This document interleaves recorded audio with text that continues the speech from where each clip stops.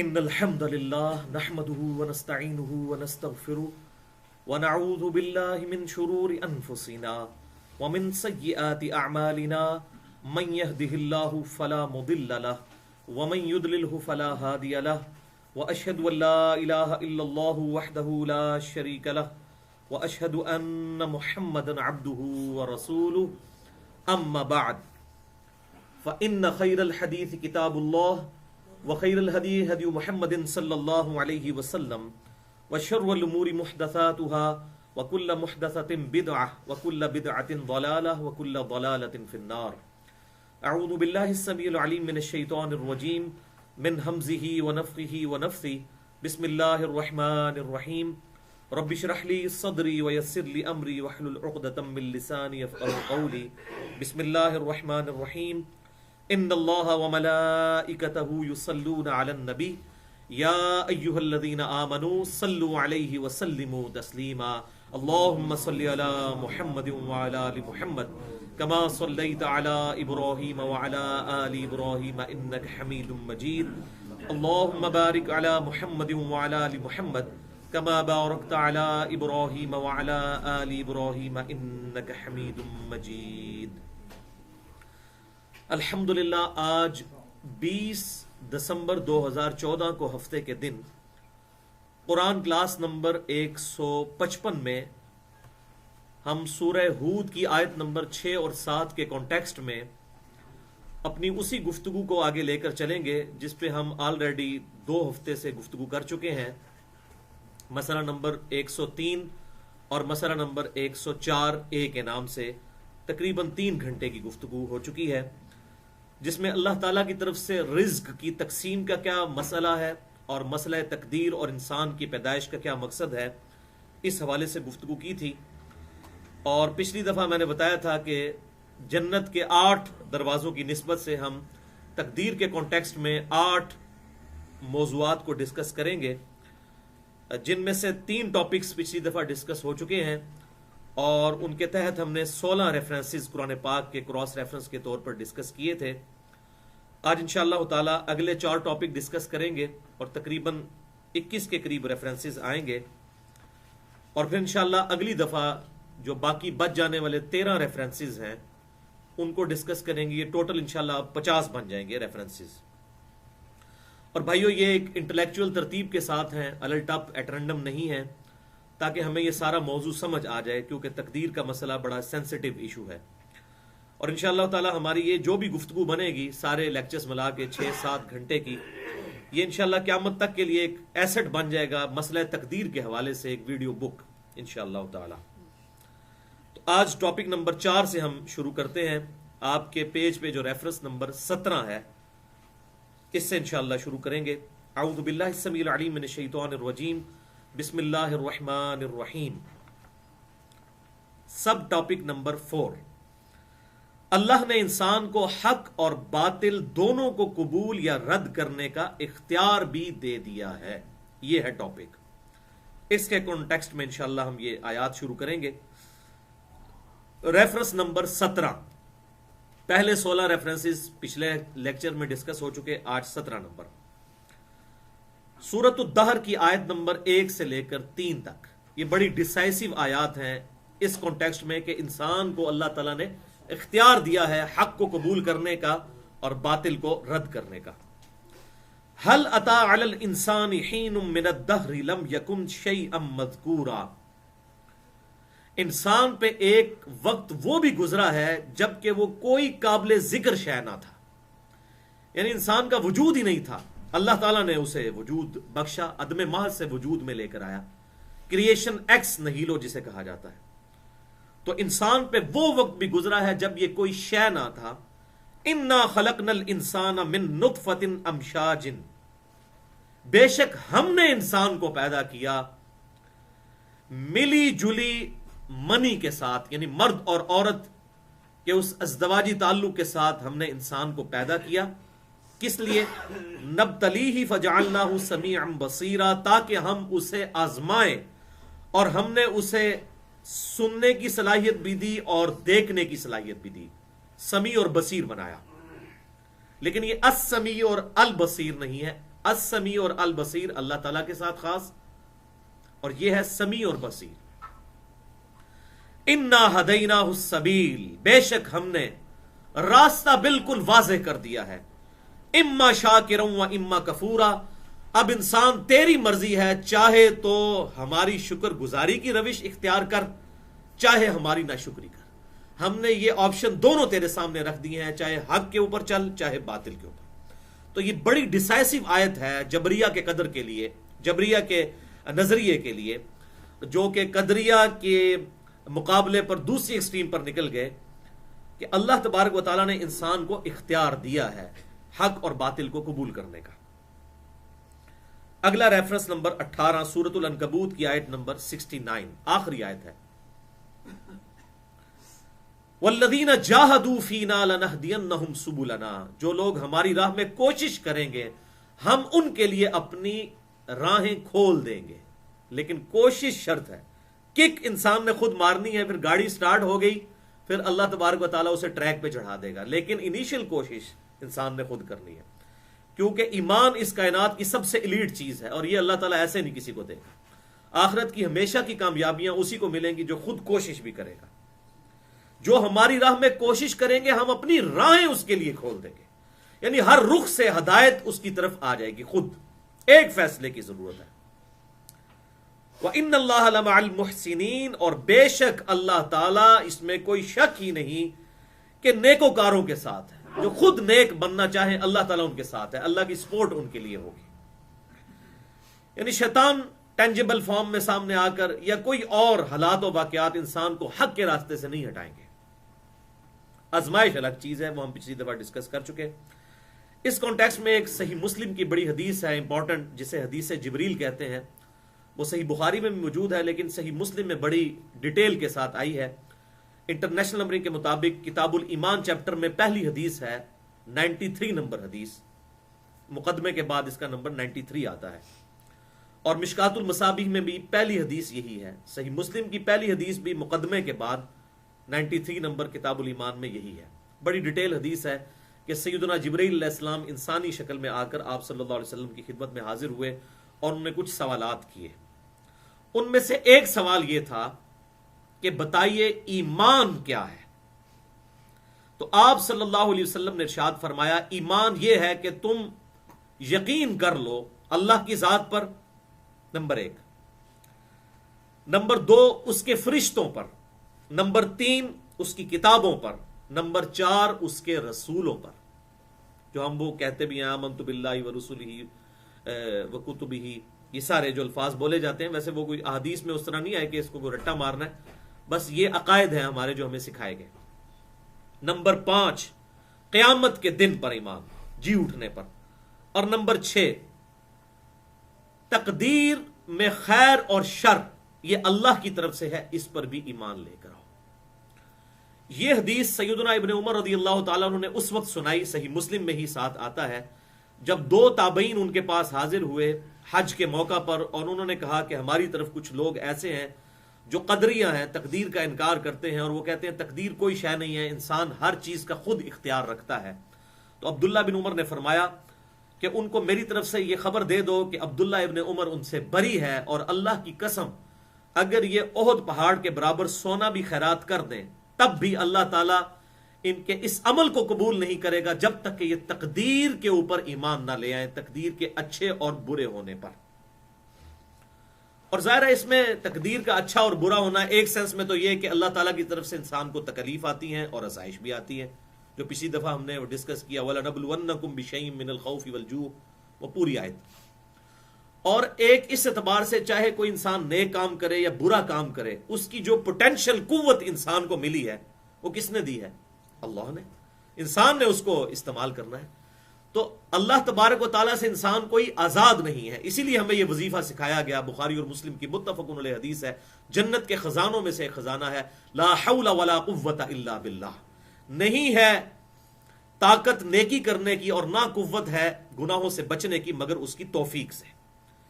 تو یہ دوسری ایکسٹریم ہے کہ کوئی شخص ٹوٹلی اپنے اوپر رلائی کر لے، بلکہ انسان کوشش خود کرے اور پھر اپنے نیک اعمال کو اللہ کی طرف منسوب کرے اور برے اعمال کو اپنے غلطیوں کی کا وبال سمجھے. انشاءاللہ اس ٹاپک پہ میں اگلی دفعہ ڈسکس کروں گا. ایک بڑی زبردست حدیث قدسی ہے صحیح مسلم سے, انشاءاللہ وہ. تو اس صحیح مسلم کی حدیث سے پتا چلا کہ تقدیر پر ایمان لانا یہ ضروری ہے. ایک اور حدیث جو اب چونکہ یہ قدریہ کو رد کرتی تھی, اس ایکسٹریم پہ جانے سے روکتی تھی, اب اسی کے سائملٹینیس کنٹراسٹ جو جبریہ ہیں, جو کہتے ہیں تقدیر جو ہے وہ جو تقدیر میں لکھ دیا گیا وہی ہونا ہے, انسان کے کرنے سے کچھ نہیں ہونا, ان کے رد کے لیے حدیث صحیح بخاری میں انٹرنیشنل نمبر کے مطابق 1436 اور صحیح مسلم میں 325 نمبر. حکیم بن حزام رضی اللہ تعالیٰ عنہ صحابی ہیں, پہلے وہ مشرک تھے بعد میں مسلمان ہوئے. وہ کہتے ہیں کہ میں نے آپ صلی اللہ علیہ وسلم سے ایک دن یہ سوال کیا, یا رسول اللہ صلی اللہ علیہ وسلم, ہم جب کافر و مشرک تھے زمانے جاہلیت میں بھی ہم نیک اعمال کیا کرتے تھے, اللہ کی راہ میں صدقہ کیا کرتے تھے, صلہ رحمی کیا کرتے تھے, غلاموں کو آزاد کیا کرتے تھے, اس وقت جو ہم نیکیاں کیا کرتے تھے کیا ہمیں زمانے جاہلیت اور کفر کی نیکیوں کا ثواب بھی ملے گا؟ تو آپ صلی اللہ علیہ وسلم نے بڑا خوبصورت جواب ارشاد فرمایا اسلمت علی ما سلف من خیر, تجھے جو اسلام کی دولت ملی ہے وہ انہی نیک اعمال کے سبب ہی تو ملی ہے. یعنی تو اس وقت اچھے اعمال کرتا تھا, اس کے صدقے میں اللہ تعالیٰ نے تجھے ایمان کی دولت سے سرفراز فرمایا. اس سے یہ بات پتہ چلی کہ انسان ارن کرتا ہے چیزوں کو, الحمدللہ. پھر جب انہوں نے یہ بات سنی تو صحیح مسلم کے آگے الفاظ چلتے ہیں, بخاری میں تو حدیث یہاں تک ہے, مسلم میں آگے بھی چلتے ہیں. انہوں نے کہا اللہ کی قسم یا رسول اللہ صلی اللہ علیہ وسلم, میں وہ تمام اعمال جو زمانے جاہلیت میں اچھے اعمال کیا کرتا تھا میں اسلام میں بھی انہی اعمال کو اسی طریقے سے جاری رکھوں گا. اس سے یہ بات پتہ چلی کہ انسان اگر حق کا راستہ اختیار کرے اور باطل کے راستے پر چلتے ہوئے کوئی اچھے کام کرتا تھا تو یہ نہیں کہ وہ سارے ہی خراب ہو گئے, وہ اعمال اسی طریقے سے اب یہاں بھی کرنے ہیں جو اچھے اعمال ہیں کتاب و سنت سے ثابت ہوں. ریفرنس نمبر 19 سورہ النجم کی آیت نمبر 39, یہ بڑی مشہور آیت ہے.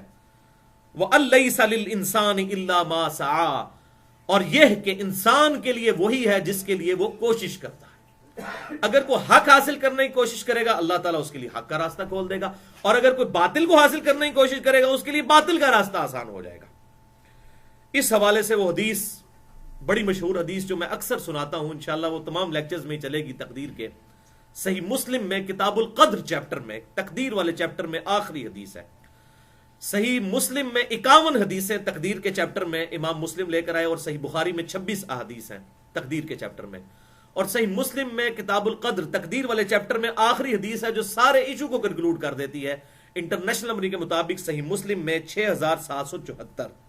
سیدنا ابو ہریرہ رضی اللہ تعالیٰ عنہ کہتے ہیں کہ نبی صلی اللہ علیہ وسلم نے مجھے وصیت کرتے ہوئے ارشاد فرمایا, پہلے آپ نے ارشاد فرمایا کہ اللہ تعالیٰ کو قوی مومن ضعیف مومن سے زیادہ محبوب ہے.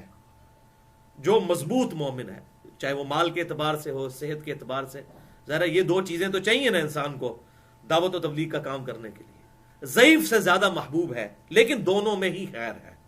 یہ نہیں ہے کہ اب وہ غریب آدمی ہے کوئی یا اس کا سٹیٹس کم ہے تو وہ اللہ تعالیٰ کی طرف سے اگر آزمائش ہے, تو آپ صلی اللہ علیہ وسلم نے فرمایا دونوں ہی میں خیر ہے.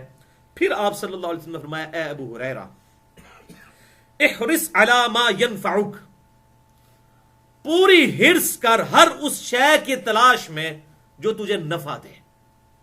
اس میں آپ نے دین اور دنیا کی بات نہیں کی, جو بھی نفع دینے والی چیز ہے چاہے دنیا کی ہے چاہے دین کی ہے, ظاہر شریعت کے دائرے میں. وَاسْتَعِن بِاللَّهِ, لیکن اللہ سے مدد بھی ساتھ مانگتے رہنا, صرف اپنی کوشش پر نہیں. وَلَا تَعْجَزْ, اور دیکھنا سستی نہ کرنا, کاہلی نہ کرنا. یعنی تیاری کی کوئی نہیں پیپروں میں اور خالی پیپر دے اور کہتے ہیں اللہ پاس کر دے, انشاءاللہ ضرور فیل ہوں گے. ٹھیک ہے, کوئی بسم اللہ پڑھ کے بجلی کی ساکٹ میں 2 انگلیاں ڈال دے, انشاءاللہ ضرور اس کو بجلی لگے گی, کیونکہ اللہ تبارک و تعالیٰ نے کوئی ایسی گارنٹی نہیں دی. تو آپ صلی اللہ علیہ وسلم فرما رہے ہیں وَاسْتَعِن بِاللَّهِ, اللہ کی مدد طلب کرنا. وَلَا تَعْجَزْ, اور دیکھنا سستی اور کاہلی بالکل نہ کرنا. وَإِنْ أَصَابَكَ شَيْءٌ, اور اگر اس کے باوجود کوئی تکلیف تجھ پر آ جائے, پوری کوشش کی تھی, جیسا کہ سیدنا علی کا قول ہے کہ میں نے اپنے ارادوں کے ٹوٹنے سے اللہ کو پہچانا ہے, یعنی پوری کوشش کی, اس کے باوجود میرے حالات میری فیور میں نہ آئے, تو اس سے اللہ کو پہچانا. تو پھر بھی تجھے کوئی مصیبت آ جائے تو یہ ہرگز نہ کہنا کہ کاش میں نے یہ کیا ہوتا تو یہ ہو جاتا, کاش میں نے یہ کیا ہوتا تو وہ ہو جاتا. کاش کا لفظ شیطان کے عمل کو کھول دیتا ہے. یعنی پوری کوشش کی, اب اللہ پر توکل کریں گے, جو اللہ کی مرضی, یہ اللہ کی طرف سے. انا للہ و انا الیہ راجعون. کسی نے پوری کوشش کی, کسی کا بیٹا بیمار تھا, علاج کروایا, اس کے باوجود کوئی معاملہ ایسا ہو گیا تو اللہ کی مرضی ہی اس میں تھی. زندگی اور موت, اس کی جو لینتھ اللہ نے مقرر کی ہے انسان کی زندگی کی, یہ تقدیر سے ہے, یہ چینج نہیں ہو سکتی کبھی بھی, نہ ایک سیکنڈ آگے نہ ایک سیکنڈ پیچھے. وہ انشاءاللہ اگلی دفعہ آئیں گی آیات اس حوالے سے. ریفرنس نمبر 20 سورہ بنی اسرائیل کی آیت نمبر 18 اور 19. من کانا یرید العاجلہ, جو کوئی طلبگار ہو جلدی کا, دنیا کی زندگی کا, عجلنا لہ فیہا ما نشاء لمن نرید, تو ہم اسے دینے میں بھی جلدی کریں گے, لیکن دیں گے اتنا ہی جتنا ہماری مرضی ہوگی, اگر کوئی صرف دنیا طلب کرتا ہے. ثم جعلنا لہ جہنم, لیکن پھر جہنم اس کا مقدر کر دیں گے جس نے صرف ہم سے دنیا مانگی. یصلاھا مذموما مدحورا, اسے دوزخ میں ڈالا جائے گا دھکے دیتے ہوئے مذمت زدہ, جنہوں پنجابی کہنا میڑے مار دو یا چل ہوں دوزخی تو یہی منگدا سا نا, دنیا تو لب گئی, ہوں آخرت وچ کوئی جنت نہیں تیرے واسطے. لیکن ساتھ ہی سائملٹینیس کنٹراسٹ, ومن اراد الاخرہ, اور جو کوئی آخرت کا ارادہ کر لے, اور صرف ارادہ نہیں, وسعی لہا سعیہا, اور آخرت کے لیے کوشش کرے, اور ایسی کوشش سعیہا جیسا کہ کوشش کرنے کا حق ہے, صرف ڈنگ ٹپاؤ کام نہیں, کوشش کرنے کا حق ہے, ایسی کوشش کرے. وَهُوَ مُؤْمِن, اور وہ ہو بھی مؤمن, ایمان والا ہو, ایمان والے کو ہی نفع ہونا ہے نا. فَأُولَئِكَ كَانَ سَعْيُهُمْ مَشْكُورًا, تو پھر ایسے ہی شخص کی کوشش قیامت والے دن ٹھکانے لگے گی, اللہ اس کی قدر کرے گا. اگلا ریفرنس نمبر 21 سورہ شورا کی الشورا کی آیت نمبر 20. من کانا یرید حرث الآخرہ, جو کوئی ہم سے آخرت کی کھیتی کا طلبگار ہوگا, نزد لہو فی حرثی, ہم اس کی کھیتی میں اور اضافہ کر دیں گے. اللہ اکبر. ومن کانا یرید حرث الدنیا, اور جو صرف دنیا کی کھیتی کا طلبگار ہوگا, نؤتیہ منہا, ہم دنیا میں سے اسے دے تو دیں گے, وما لہ فی الآخرۃ من نصیب, لیکن آخرت میں پھر اس کا کوئی حصہ نہیں ہوگا. یعنی دین اور دنیا دونوں چیزیں اللہ تعالیٰ سے دنیا اور آخرت مانگنی ہے. اور وہ اگلا ریفرنس ہے 22 نمبر, جس میں سکھا بھی دیا گیا سورہ البقرہ کی آیت نمبر 200 اور 201 اور 202, 3 ہے, 200 سے لے کے 202 تک, زبردست.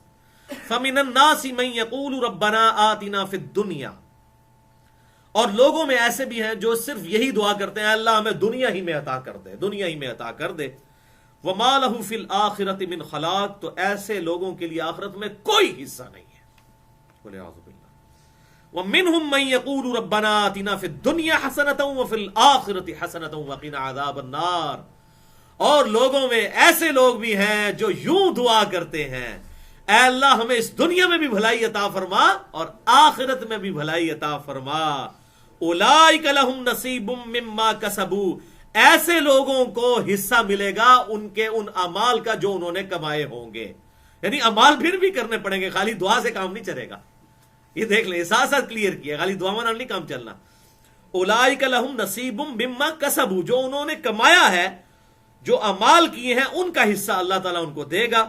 واللہ سریع الحساب, اور اللہ تعالیٰ جلد حساب لینے والا ہے. تو یہ ہمیں سکھا دیا گیا کہ مؤمن نے دعا کن الفاظ میں مانگنی ہے. کیا مانگنی ہے؟ ربنا آتنا فی الدنیا حسنہ وفی الآخرۃ حسنۃ وقنا عذاب النار. اس کانٹیکسٹ میں آپ کو 4 حدیثیں, اور چاروں ہی بخاری اور مسلم سے, زبردست احادیث ہیں, ایمان تازہ کرنے والی. اور اس میں آپ کو یہ بھی کلیئر ہو جائے گا کہ یہ جو آیات ہیں اور یہ جو احادیث بخاری اور مسلم کی, یہ بھی جبریہ کا رد کرتی ہیں, جو کہتے ہیں کہ جو کچھ تقدیر میں لکھا وہی ہونا ہے, ہم کچھ نہیں کر سکتے. ان کے رد میں ہے بھائیوں مجھے بتاؤ اگر یہی معاملہ ہو تو دعا کا تو کنسیپٹ ہی ختم ہو جائے گا. ہم جو اتنی لمبی لمبی دعائیں مانگتے ہیں، فرض نماز کے بعد 18 اذکار کرتے ہیں، صبح شام کے 26-27 اذکار کرتے ہیں، تو یہ ہم اللہ سے کیا مانگ رہے ہیں؟ اگر اس کا کوئی فائدہ نہیں ہونا، دعا کی قبولیت نہیں ہونی، اور جو تقدیر میں لکھا ہے وہی ہونا ہے، تو پھر دعا کا تو کنسیپٹ سرے سے ہی ختم ہو جائے گا. یعنی اسلام میں الدعاء هو العبادہ جو کہا گیا، جامعہ ترمذی میں صحیح حدیث ہے، دعا ہی تو عبادت ہے. اور قرآن پاک میں بار بار یہ بات ریپیٹ ہوئی، دعا مانگو، ادعونی استجب لکم، اے میرے بندے مجھ سے مانگ، میں دعا قبول کرنے والا ہوں.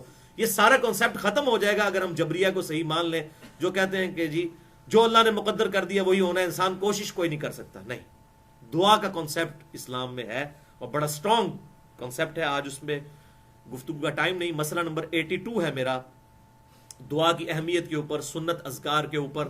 اسماء اعظم کیا ہے، دعا کی قبولیت کے لیے کون سے اسماء آپ صلی اللہ علیہ وسلم نے تعلیم فرمائے ہیں. جسے شوق ہو تو وہ مسئلہ نمبر 82 دیکھ سکتا ہے. یہاں پر میں 4 احادیث اس کانٹیکسٹ میں بیان کر دیتا ہوں.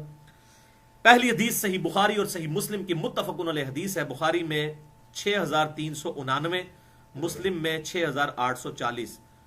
انس ابن مالک رضی اللہ تعالیٰ عنہ کہتے ہیں کہ آپ صلی اللہ علیہ وسلم کی اکثر دعا یہی ہوا کرتی تھی، آپ کوئی اور دعا مانگے یا نہ مانگے یہ دعا ضرور مانگا کرتے تھے، اللہم ربنا آتنا فی الدنیا حسنہ وفی الآخرۃ حسنۃ وقنا عذاب النار. تشہد میں بھی اینڈ پہ اور فرض نماز کے بعد بھی ہم نے اذکار والے کارڈ میں یہ ڈالی ہوئی ہے دعا. تو آپ صلی اللہ علیہ وسلم اللہم بھی ساتھ لگا لیتے تھے. تو یہ احادیث سے ثابت ہے، اللہم ربنا آتنا فی الدنیا حسنہ وفی الآخرۃ حسنۃ وقنا عذاب النار. اے اللہ، اے رب ہمارے، ہمیں دنیا میں بھی بھلائی عطا فرما اور آخرت میں بھی بھلائی عطا فرما، اور آخرت کی سب سے بڑی بھلائی وقنا عذاب النار، دوزخ کے عذاب سے ہمیں بچا لے. اس میں جو مولویوں نے ایڈ کر دیا وقنا عذاب القبری، وقنا عذاب الحشری، یہ بالکل فیبریکیشن ہے. قرآن میں بھی دعا یہی ہے، حدیث میں بھی یہی ہے، اور ان کو پتہ نہیں ہے. بخاری اور مسلم کی متفقن علیہ حدیث ہے جس کا مفہوم ہے کہ جو مر گیا اس کی آخرت قائم ہو گئی. تو مرتے ہی آخرت شروع ہو جاتی ہے، قبر بھی آخرت میں داخل ہے. یہ بڑی جامع دعا ہے، ربنا آتینا فی الدنیا حسنہ وفی الآخرۃ حسنہ. تو آخرت قبر سے لے کر جنت میں پہنچنے تک یہ ساری آخرت کی کیٹیگری میں فال کرتی ہے بخاری اور مسلم کی احادیث کی روشنی میں. دوسری حدیث بھی بخاری اور مسلم کی متفقن علیہ حدیث ہے، زبردست حدیث دعا کے اعتبار سے، کہ صرف دعا نہیں بلکہ نیک اعمال بھی ساتھ کرنے ہیں. بخاری میں 5986، مسلم میں 6524، کہ آپ صلی اللہ علیہ وسلم نے ارشاد فرمایا، جو شخص یہ چاہے کہ اللہ اس کا رزق فراغ کر دے اور اس کی عمر لمبی کر دے. اب اگر یہ تقدیر کے معاملات ہیں تو یہ بات کیوں کی جا رہی ہے؟ اگر رزق مخصوص ہے اور عمر بھی مخصوص ہے، جو چاہے کہ اللہ اس کا رزق فراغ کر دے اور اس کی عمر لمبی کر دے، تو اسے چاہیے کہ وہ صلہ رحمی کرے، یعنی رشتہ داروں کے ساتھ حسن سلوک کرے. اب دیکھ لیں حقوق العباد کی کتنی امپورٹنس ہے. یہاں پہ یہ نہیں آیا کہ نمازیں پڑھے، روزے رکھے، وہ اپنی جگہ. صلہ رحمی کرے تو اللہ تعالیٰ اس کی برکت سے اس کے رزق میں فراخی عطا فرما دے گا اور اس کی عمر بھی لمبی کر دے گا. اس میں پھر محدثین نے بڑا کلام کیا کہ اس سے مراد کیا ہے. وہ کہتے ہیں عین ممکن ہے کہ اللہ تعالیٰ اسی رزق میں برکت ڈال دے اور اسی عمر میں اس کے لیے برکت ڈال دے. بڑی چھوٹی سی عمر میں اللہ اسے بہت بڑا کام لے لے. جیسے امام نووی کی عمر صرف 45 سال ہوئی ہے، لیکن انہوں نے کام اتنا بڑا کیا ہے کہ 100 سال کی زندگی میں بھی کوئی نہیں کر سکتا. جنہوں نے صحیح مسلم کی شرح لکھی، آج سے تقریباً سمجھ لیں آپ 800-900 سال پہلے کی بات ہے. اور دوسرا یہ ہے کہ یہ اس کی تقدیر میں ہی لکھا ہوا ہو کہ بندہ مجھ سے دعا کرے گا اور اس دعا کی برکت سے میں اس کے ساتھ ایسا معاملہ کر دوں گا. یہ اللہ نے رولز بنا دیے. وہ تو ایک جنرل رول ہے، تقدیر میں نہ بھی لکھا ہو، قرآن میں تو لکھا ہے ادعونی استجب لکم، میں میرے بندے مجھ سے مانگ، میں دعا قبول کرنے والا ہوں. وَإِذَا سَأَلَكَ عِبَادِي عَنِّي فَإِنِّي قَرِيبٌ أُجِيبُ الدَّعْوَةَ الدَّاعِ إِذَا دَعَانِ. اے میرے محبوب صلی اللہ علیہ وسلم، جب میرے بندے آپ سے پوچھیں میرے متعلق تو آپ فرمائیں میں بالکل تمہارے قریب ہوں، ہر پکارنے والے کی پکار کو سنتا ہوں. لیکن فَلْيَسْتَجِيبُوا لِي وَلْيُؤْمِنُوا بِي لَعَلَّهُمْ يَرْشُدُونَ. لوگوں کو بھی چاہیے کہ وہ میرا حکم مانے اور مجھ پر ایمان لائیں جیسا کہ ایمان لانے کا حق ہے، پھر وہ کامیاب ہوں گے. ون وے ٹریفک نہیں ہے. دودھ پینے والا مجنو نہیں، اللہ کو رسپانس کرنے والا انسان، اس کو اللہ تعالیٰ ایکسپٹ کرے گا. تیسری حدیث صحیح مسلم کی، زبردست حدیث 6835، اور یہ موسٹ امپریسو احادیث میں سے ایک ہے جو میں نے آج تک پڑھی ہے. آپ بھی سنیں گے حیران ہو جائیں گے یہ کیسی ڈسکوری ہے. صحیح مسلم میں یہ حدیث ہے کہ آپ صلی اللہ علیہ وسلم کے زمانہ مبارک میں ایک صحابی اتنے بیمار ہوئے کہ وہ پرندے کی طرح کمزور ہو گئے، بالکل ہڈیاں ان کے جسم پہ رہ گئیں، گوشت پوشت تقریباً ختم ہو گیا. تو آپ صلی اللہ علیہ وسلم ان کی عیادت کے لیے آئے. صحیح مسلم 6835. آپ صلی اللہ علیہ وسلم نے جب ان کی حالت دیکھی تو فوراً بھانپ لیا.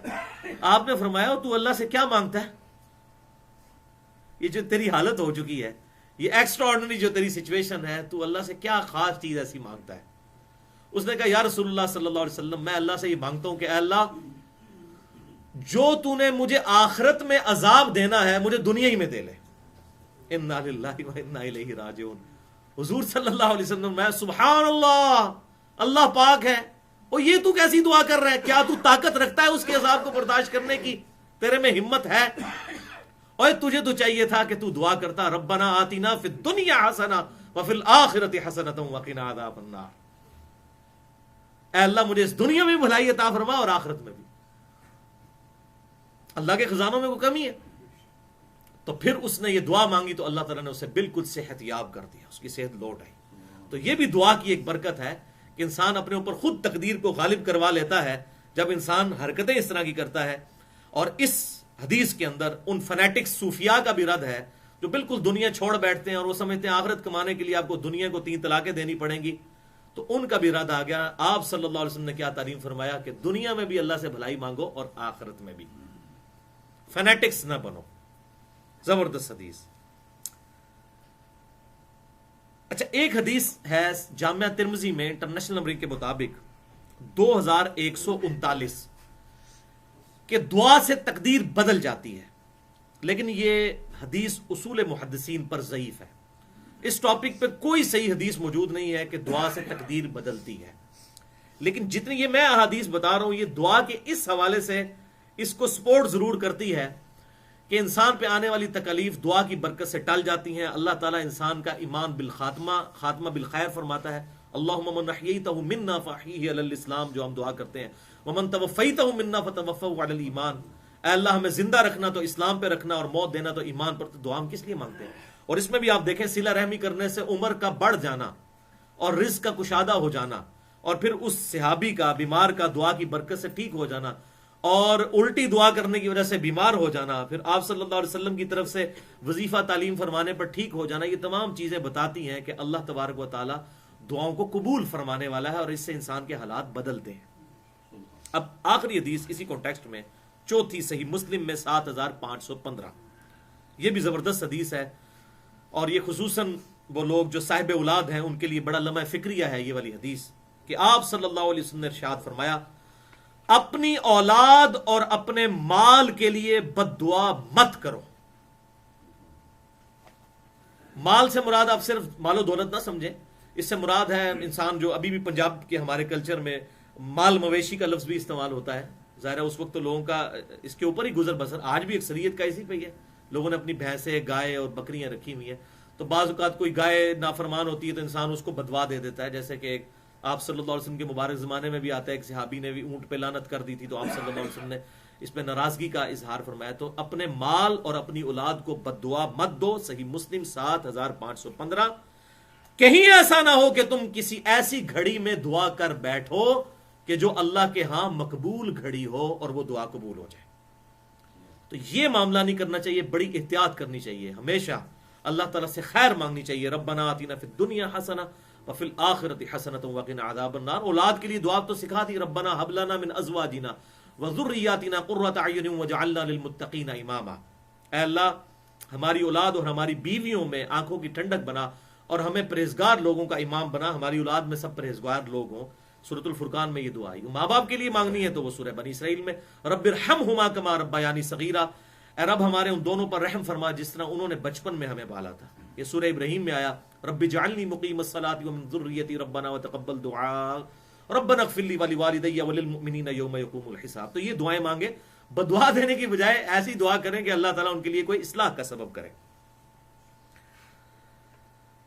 تو یہ جو حدیث تھی، یہ جتنی احادیث ہیں، اس نے جبریہ کا بھی رد کر دیا اور قدریہ کا بھی کر دیا، جو کہتے ہیں تقدیر، قدریہ کہتے ہیں کہ انسان کے سب کچھ اختیار میں نہیں، اللہ تعالیٰ سے دعا کرنی ہے، اللہ تعالیٰ رحم فرمانے والا ہے، اور جبریہ جو کہتے ہیں کہ ہمارے اختیار میں کچھ بھی نہیں ہے، اللہ تعالیٰ ہمیں روبوٹ کی طرح بس معاذ اللہ استعمال کر رہا ہے، ہم سے برائیاں کرواتا ہے۔ تو یہ بالکل دو ایکسٹریمز ہیں، دونوں کا رد ان احادیث میں الحمدللہ ہو چکا۔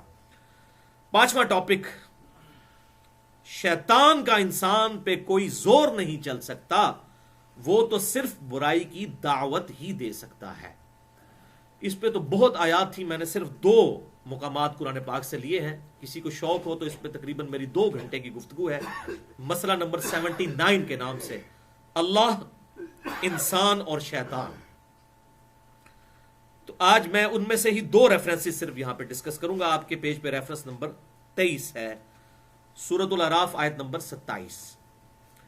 یا بنی آدم، اے آدم علیہ السلام کی اولاد، لا یفتننکم الشیطان کما اخرج ابویکم من الجنہ، دیکھنا شیطان تمہیں کہیں فتنے میں مبتلا نہ کر دے جیسا کہ اس نے تمہارے ماں باپ کو نکلوا دیا تھا جنت سے۔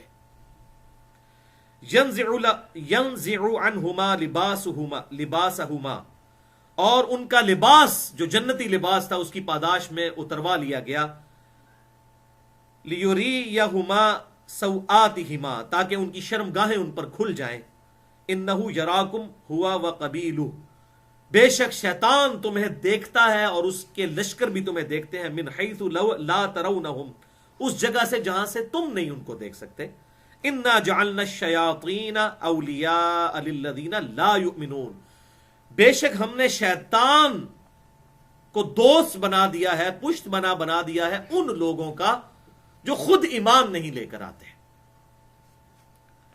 جو خود حق کو قبول نہیں کرتے، پھر شیطان ہی ان کا ساتھی بنے گا۔ سورۃ النحل کی آیت نمبر 100 میں آیا کہ شیاطین جو ہیں وہ رب سے شرک کرنے والوں پر اترتے ہیں۔ جو رب کے صحیح بندے ہیں ان کی تو اللہ تعالیٰ حفاظت کرتا ہے۔ سورہ زخرف میں آیا کہ جو شخص رحمان کے ذکر سے غفلت اختیار کرے، اللہ تعالیٰ اس پہ شیطان مسلط کر دیتا ہے۔ یہ اللہ تعالیٰ کا آپ سمجھ لیں ڈیوائن ایک ڈیسیژن ہے کہ کوئی یہ کام کرے گا تو یہ ہو جائے گا۔ یہ فزیکل فینومینا آف نیچر ہے جس طرح، اسی طریقے سے اللہ تعالیٰ کے مورل لاز ہے۔ جیسے پیاس پانی سے بجھتی ہے، اس طریقے سے بالکل اللہ تعالیٰ نے یہ بھی اپنے رولز بنائے ہیں، جو یہ حرکت کرے گا اس کے ساتھ یہ معاملات ہو جائیں گے۔ اب آ جائیں جناب اگلا ریفرنس، جو اس چیز کو کل کرے گا جو پبلک میں اکثر نے لیم ایکسکیوز بنایا ہوا ہے کہ جناب شیطان نے یہ کروا دیا تو شیطان نے وہ کروا دیا، شیطان نے یہ کروا دیا، شیطان نے وہ کروا دیا، اور شیطان کا انسان پہ کوئی زور ہے۔ کوئی زور نہیں ہے بھائی۔ آج تک ہمارے آباء و اجداد میں کبھی یہ بات رپورٹ نہیں ہوئی کہ کوئی شخص مسجد کی طرف جا رہا ہو اور شیطان سامنے آ جائے، آج میں تمہیں مسیت ہی نہیں وڑن دینا۔ کبھی ہوا ایسے؟ کبھی کسی نے سنا ہو کوئی ضعیف روایت، کوئی ضعیف واقعہ، اپنے ماں باپ کے جھوٹے قصے کہانی جو چلتے آ رہے ہیں ان میں کوئی دکھا دیں؟ کبھی ایسا نہیں ہوگا۔ اللہ تعالیٰ نے اسے زور ہی نہیں دیا، اور نہ یہ ہوگا کہ اذان ہو تو آپ کے قدم خود بخود مسجد کی طرف چل پڑیں، یہ بھی نہیں ہوگا۔ اور یہ بھی نہیں ہوگا کہ آپ مسجد کی طرف نہ جائیں تو آپ کے ہاتھ پاؤں شل ہو جائیں، نہیں، کھلی چھٹی ہے، جو مرضی کریں۔ شیطان ٹینجیبل زور نہیں، صرف دعوت دیتا ہے، اور شیطان جتنی دعوت دے رہے ہیں نا اس سے زیادہ دعوت تو نیکوکار لوگ دے رہے ہیں۔ کتنی اذانوں میں دعوت ہو رہی ہے، اور یہ دعوت بھی اس کی جسٹ بڑی کمزور سی، شیطان کو اللہ تعالیٰ کا اس کی چالیں بڑی کمزور ہوتی ہیں۔ آج گورنمنٹ آف پاکستان یہ اناؤنسمنٹ کرے کہ جو فجر کی نماز تکبیر اولیٰ کے ساتھ مسجد کی پہلی صف میں ادا کرے گا، پہلی صف والے کو 1 لاکھ روپیہ فی نماز، دوسری صف والے کو 50,000 اور تیسری صف والے کو 25,000، تو دنیا کے سارے شیطان مل کے نا دنیا کے سب سے بڑے گناہگار شخص کو بھی مسجد میں جانے سے نہیں روک سکتے۔ کیوں؟ دنیا کا نفع نقد اسے نظر آ رہا ہے۔ اس کا مطلب ہے کہ انسان خود یہ ول کرتا، اپنی ول سے ڈیسیژن لیتا ہے نا، اور یہ انسان کے پاس سب سے بڑی قوت ہے۔ اور یہ میں نے جتنی باتیں کر رہا ہوں اس کی سپورٹ ان آیات سے ہوتی ہے۔ سورہ ابراہیم کی آیت نمبر 22 اور 23، قیامت کے دن کا منظر اللہ تعالیٰ نے کھینچا ہے۔ وقال الشیطان لما قضی الامر، اور شیطان کہے گا انسان سے جبکہ فیصلہ ہو چکے گا جنتیوں کا جنت کے لیے، دوزخیوں کا دوزخ کے لیے، ان اللہ وعدکم وعد الحق، دیکھو بے شک اللہ تعالیٰ نے جو تم سے وعدہ کیا تھا اے انسانوں، وہ تو بڑا سچا وعدہ تھا، وہ اس نے پورا بھی کر دیا۔ وَوَعَدْتُكُمْ فَأَخْلَفْتُكُمْ، اور جو میں نے تم سے دنیا میں وعدہ کیا تھا آج میں اس کی مخالفت کرتا ہوں، میں تمہارے کوئی کام نہیں آنے والا. یہ وعدہ کیا کیا تھا؟ کسی گنہگار آدمی سے آج تک کبھی آپ نے دیکھا ہے شیطان سامنے ملا اور کوئی وعدہ کیا ہو میں تمہیں بچا لوں گا قیامت والے دن؟ نہیں. یہ وعدہ کیا ہے؟ جو کچھ بھی ہے تیرے محبوب کی امت سے ہے، اللہ بڑا غفور رحیم ہے. یہ شیطان اس طرح کے جھوٹے وعدے دلواتا ہے. اور یار اللہ تعالیٰ کو تیری نمازیں چاہیے، کوئی فرشتے تھوڑے ہیں. اس قسم کے جو یہ وسوسے شیطان ڈالتا ہے کتاب و سنت کی تعلیمات کے خلاف، یہ اس کے جھوٹے وعدے ہیں. ورنہ کوئی بیوقوف ہے کہ شیطان سامنے آ کے کہے کہ جی میں شیطان ہوں اور میں انشاءاللہ قیامت دن تجھے بچا لوں گا، تو میرا خیال ہے کوئی بیوقوف آدمی بھی اس کی بات نہیں مانے گا. آپ مان سکتے ہیں؟ یہ کیا وعدے؟ وہ انسان کو جو امیدیں دلاتا ہے. یا ایھا الانسان ما غرک بربک الکریم، اے انسان تجھے کس چیز نے اپنے کریم رب سے غفلت میں ڈال دیا ہے. تو انسان اس طرح کے جھوٹے سہارے لے کر، جو سورۃ البقرہ میں آیا تلک امانیہم، یہ ان کی وشفل تھنکنگز ہیں. جس نے بھی برا مال کیا ہم اسے ضرور پکڑیں گے اس حوالے سے. مسئلہ نمبر 18 ہے میرا، گناہ کبیرہ اور توبہ کا بیان. اللہ کی رحمت بہت بڑی، آپ صلی اللہ علیہ وسلم کی شفاعت اپنی جگہ، لیکن اس کے بھی پروٹوکولز ہیں. ایسا نہیں ہے کہ بندہ نافرمانی پر اتر آئے اور اللہ تعالیٰ کا باغی بن جائے اور پھر وہ اللہ سے یہ امید رکھے. ایسا نہیں. ورنہ تو انبیاء کرام علیہ السلام اور اس کتاب کے کیا وعدے جھوٹے ہیں کہ اللہ تعالیٰ فرمانبرداروں کے ساتھ یہ کرے گا، نافرمانوں کے ساتھ یہ. اللہ کی رحمت اور شفاعت کی ضرورت نیکوکار کو بھی ہے، جو کوشش کرتا ہے، نیکیاں کرتا ہے، پھر بھی پرفیکشن کے ساتھ نہیں کر سکتا. اس ہماری کمزوری کی کمپنسیشن اللہ کی رحمت اور شفاعت رسول صلی اللہ علیہ وسلم سے ہوگی. انشاءاللہ میں اگلی دفعہ اس پہ آیات بھی ڈسکس کروں گا. تو میں تو اختلاف کرتا ہوں، وما کان لی علیکم من سلطان، اور دیکھ میرے لیے کوئی ایسا اختیار نہیں تھا کہ میں تجھ پر کوئی زور رکھتا، کوئی میرا سلطان نہیں تھا تیرے پر، الا ان دعوتکم، سوائے اس کے کہ میں صرف تجھے دعوت دیتا تھا. اب دیکھیں شیطان خود ادھر کہہ دے گا کہ میں نے کوئی زور نہیں چلایا تیرے اوپر، اور یہاں پہ پتہ ہے کہ شیطان کا کوئی زور نہیں ہے، فزیکلی تو کوئی زور نہیں ہے اس کا. میں نے تو صرف تجھے دعوت دی تھی. فاستجبتم لی، اور تم نے میری دعوت قبول کر لی. فلا تلومونی ولوموا انفسکم، دیکھو آج مجھے ملامت مت کرو، اپنی جانوں کو خود ملامت کرو، تم نے خود یہ دوزخ کمائی ہے. ما انا بمصرخکم، دیکھو آج میں تمہاری فریاد نہیں سن سکتا. وما انتم بمصرخی، اور نہ تم میری کوئی فریاد سن سکتے ہو، کیونکہ اس دن تو اللہ کی بادشاہت ہے نا جی. لمن الملک اليوم للہ الواحد القہار، دنیا میں تو اللہ نے چھٹی دی ہوئی، اس دن بادشاہ اللہ. انی کفرت بما اشرکتمونی من قبل، بے شک میں انکار کرتا ہوں اس معاملے میں جو تم اس سے پہلے مجھے اللہ کا شریک ٹھہرایا کرتے تھے. اللہ کا شریک کون ٹھہراتا ہے؟ وہ بڑا چھوٹا سا ایک طبقہ ہے سیٹنزم والا جو شیطان کی پوجا کرتا ہے. وہ تو آٹے میں نمک بھی نہیں ہے. یہ کیا ہے؟ اللہ کے مقابلے پر شریک شیطان کو ٹھہرانا، یعنی اللہ کے احکامات کو پس پش ڈالنا اور اس کی مخالفت میں کوئی عمل اختیار کرنا، یہ ہے شیطان کو شریک ٹھہرانا. وَلِعَوْذُ بِاللَّهِ تَعَالَى. ان الظالمین لہم عذاب علیم، بے شک ظالموں کے لیے دردناک عذاب ہے. وَأُدْخِلَ الَّذِينَ آمَنُوا وَعَمِلُوا الصَّالِحَاتِ جَنَّاتٍ، اور سائملٹینیس کنٹراسٹ، اور داخل کر دیے جائیں گے ایمان والے وہ جنہوں نے نیک اعمال اختیار کیے، باغات میں تجری من تحتها الانہار، ان باغات میں جن کے نیچے نہریں بہتی ہوں گی، خالدین فیہا باذن ربہم، وہ اس میں رہیں گے اپنے رب کے اذن سے، اس کی اجازت سے. تحیتہم فیہا سلام، اور جنت میں ان کی گریٹنگز، آداب کیا ہوں گے؟ سلام سلام. یہاں دنیا میں بھی آپ دیکھیں السلام علیکم السلام علیکم، کیا پیاری دعا اللہ تعالیٰ نے تعلیم فرمائی، اور یہ دعا قرآن میں تعلیم فرمائی کی ہے.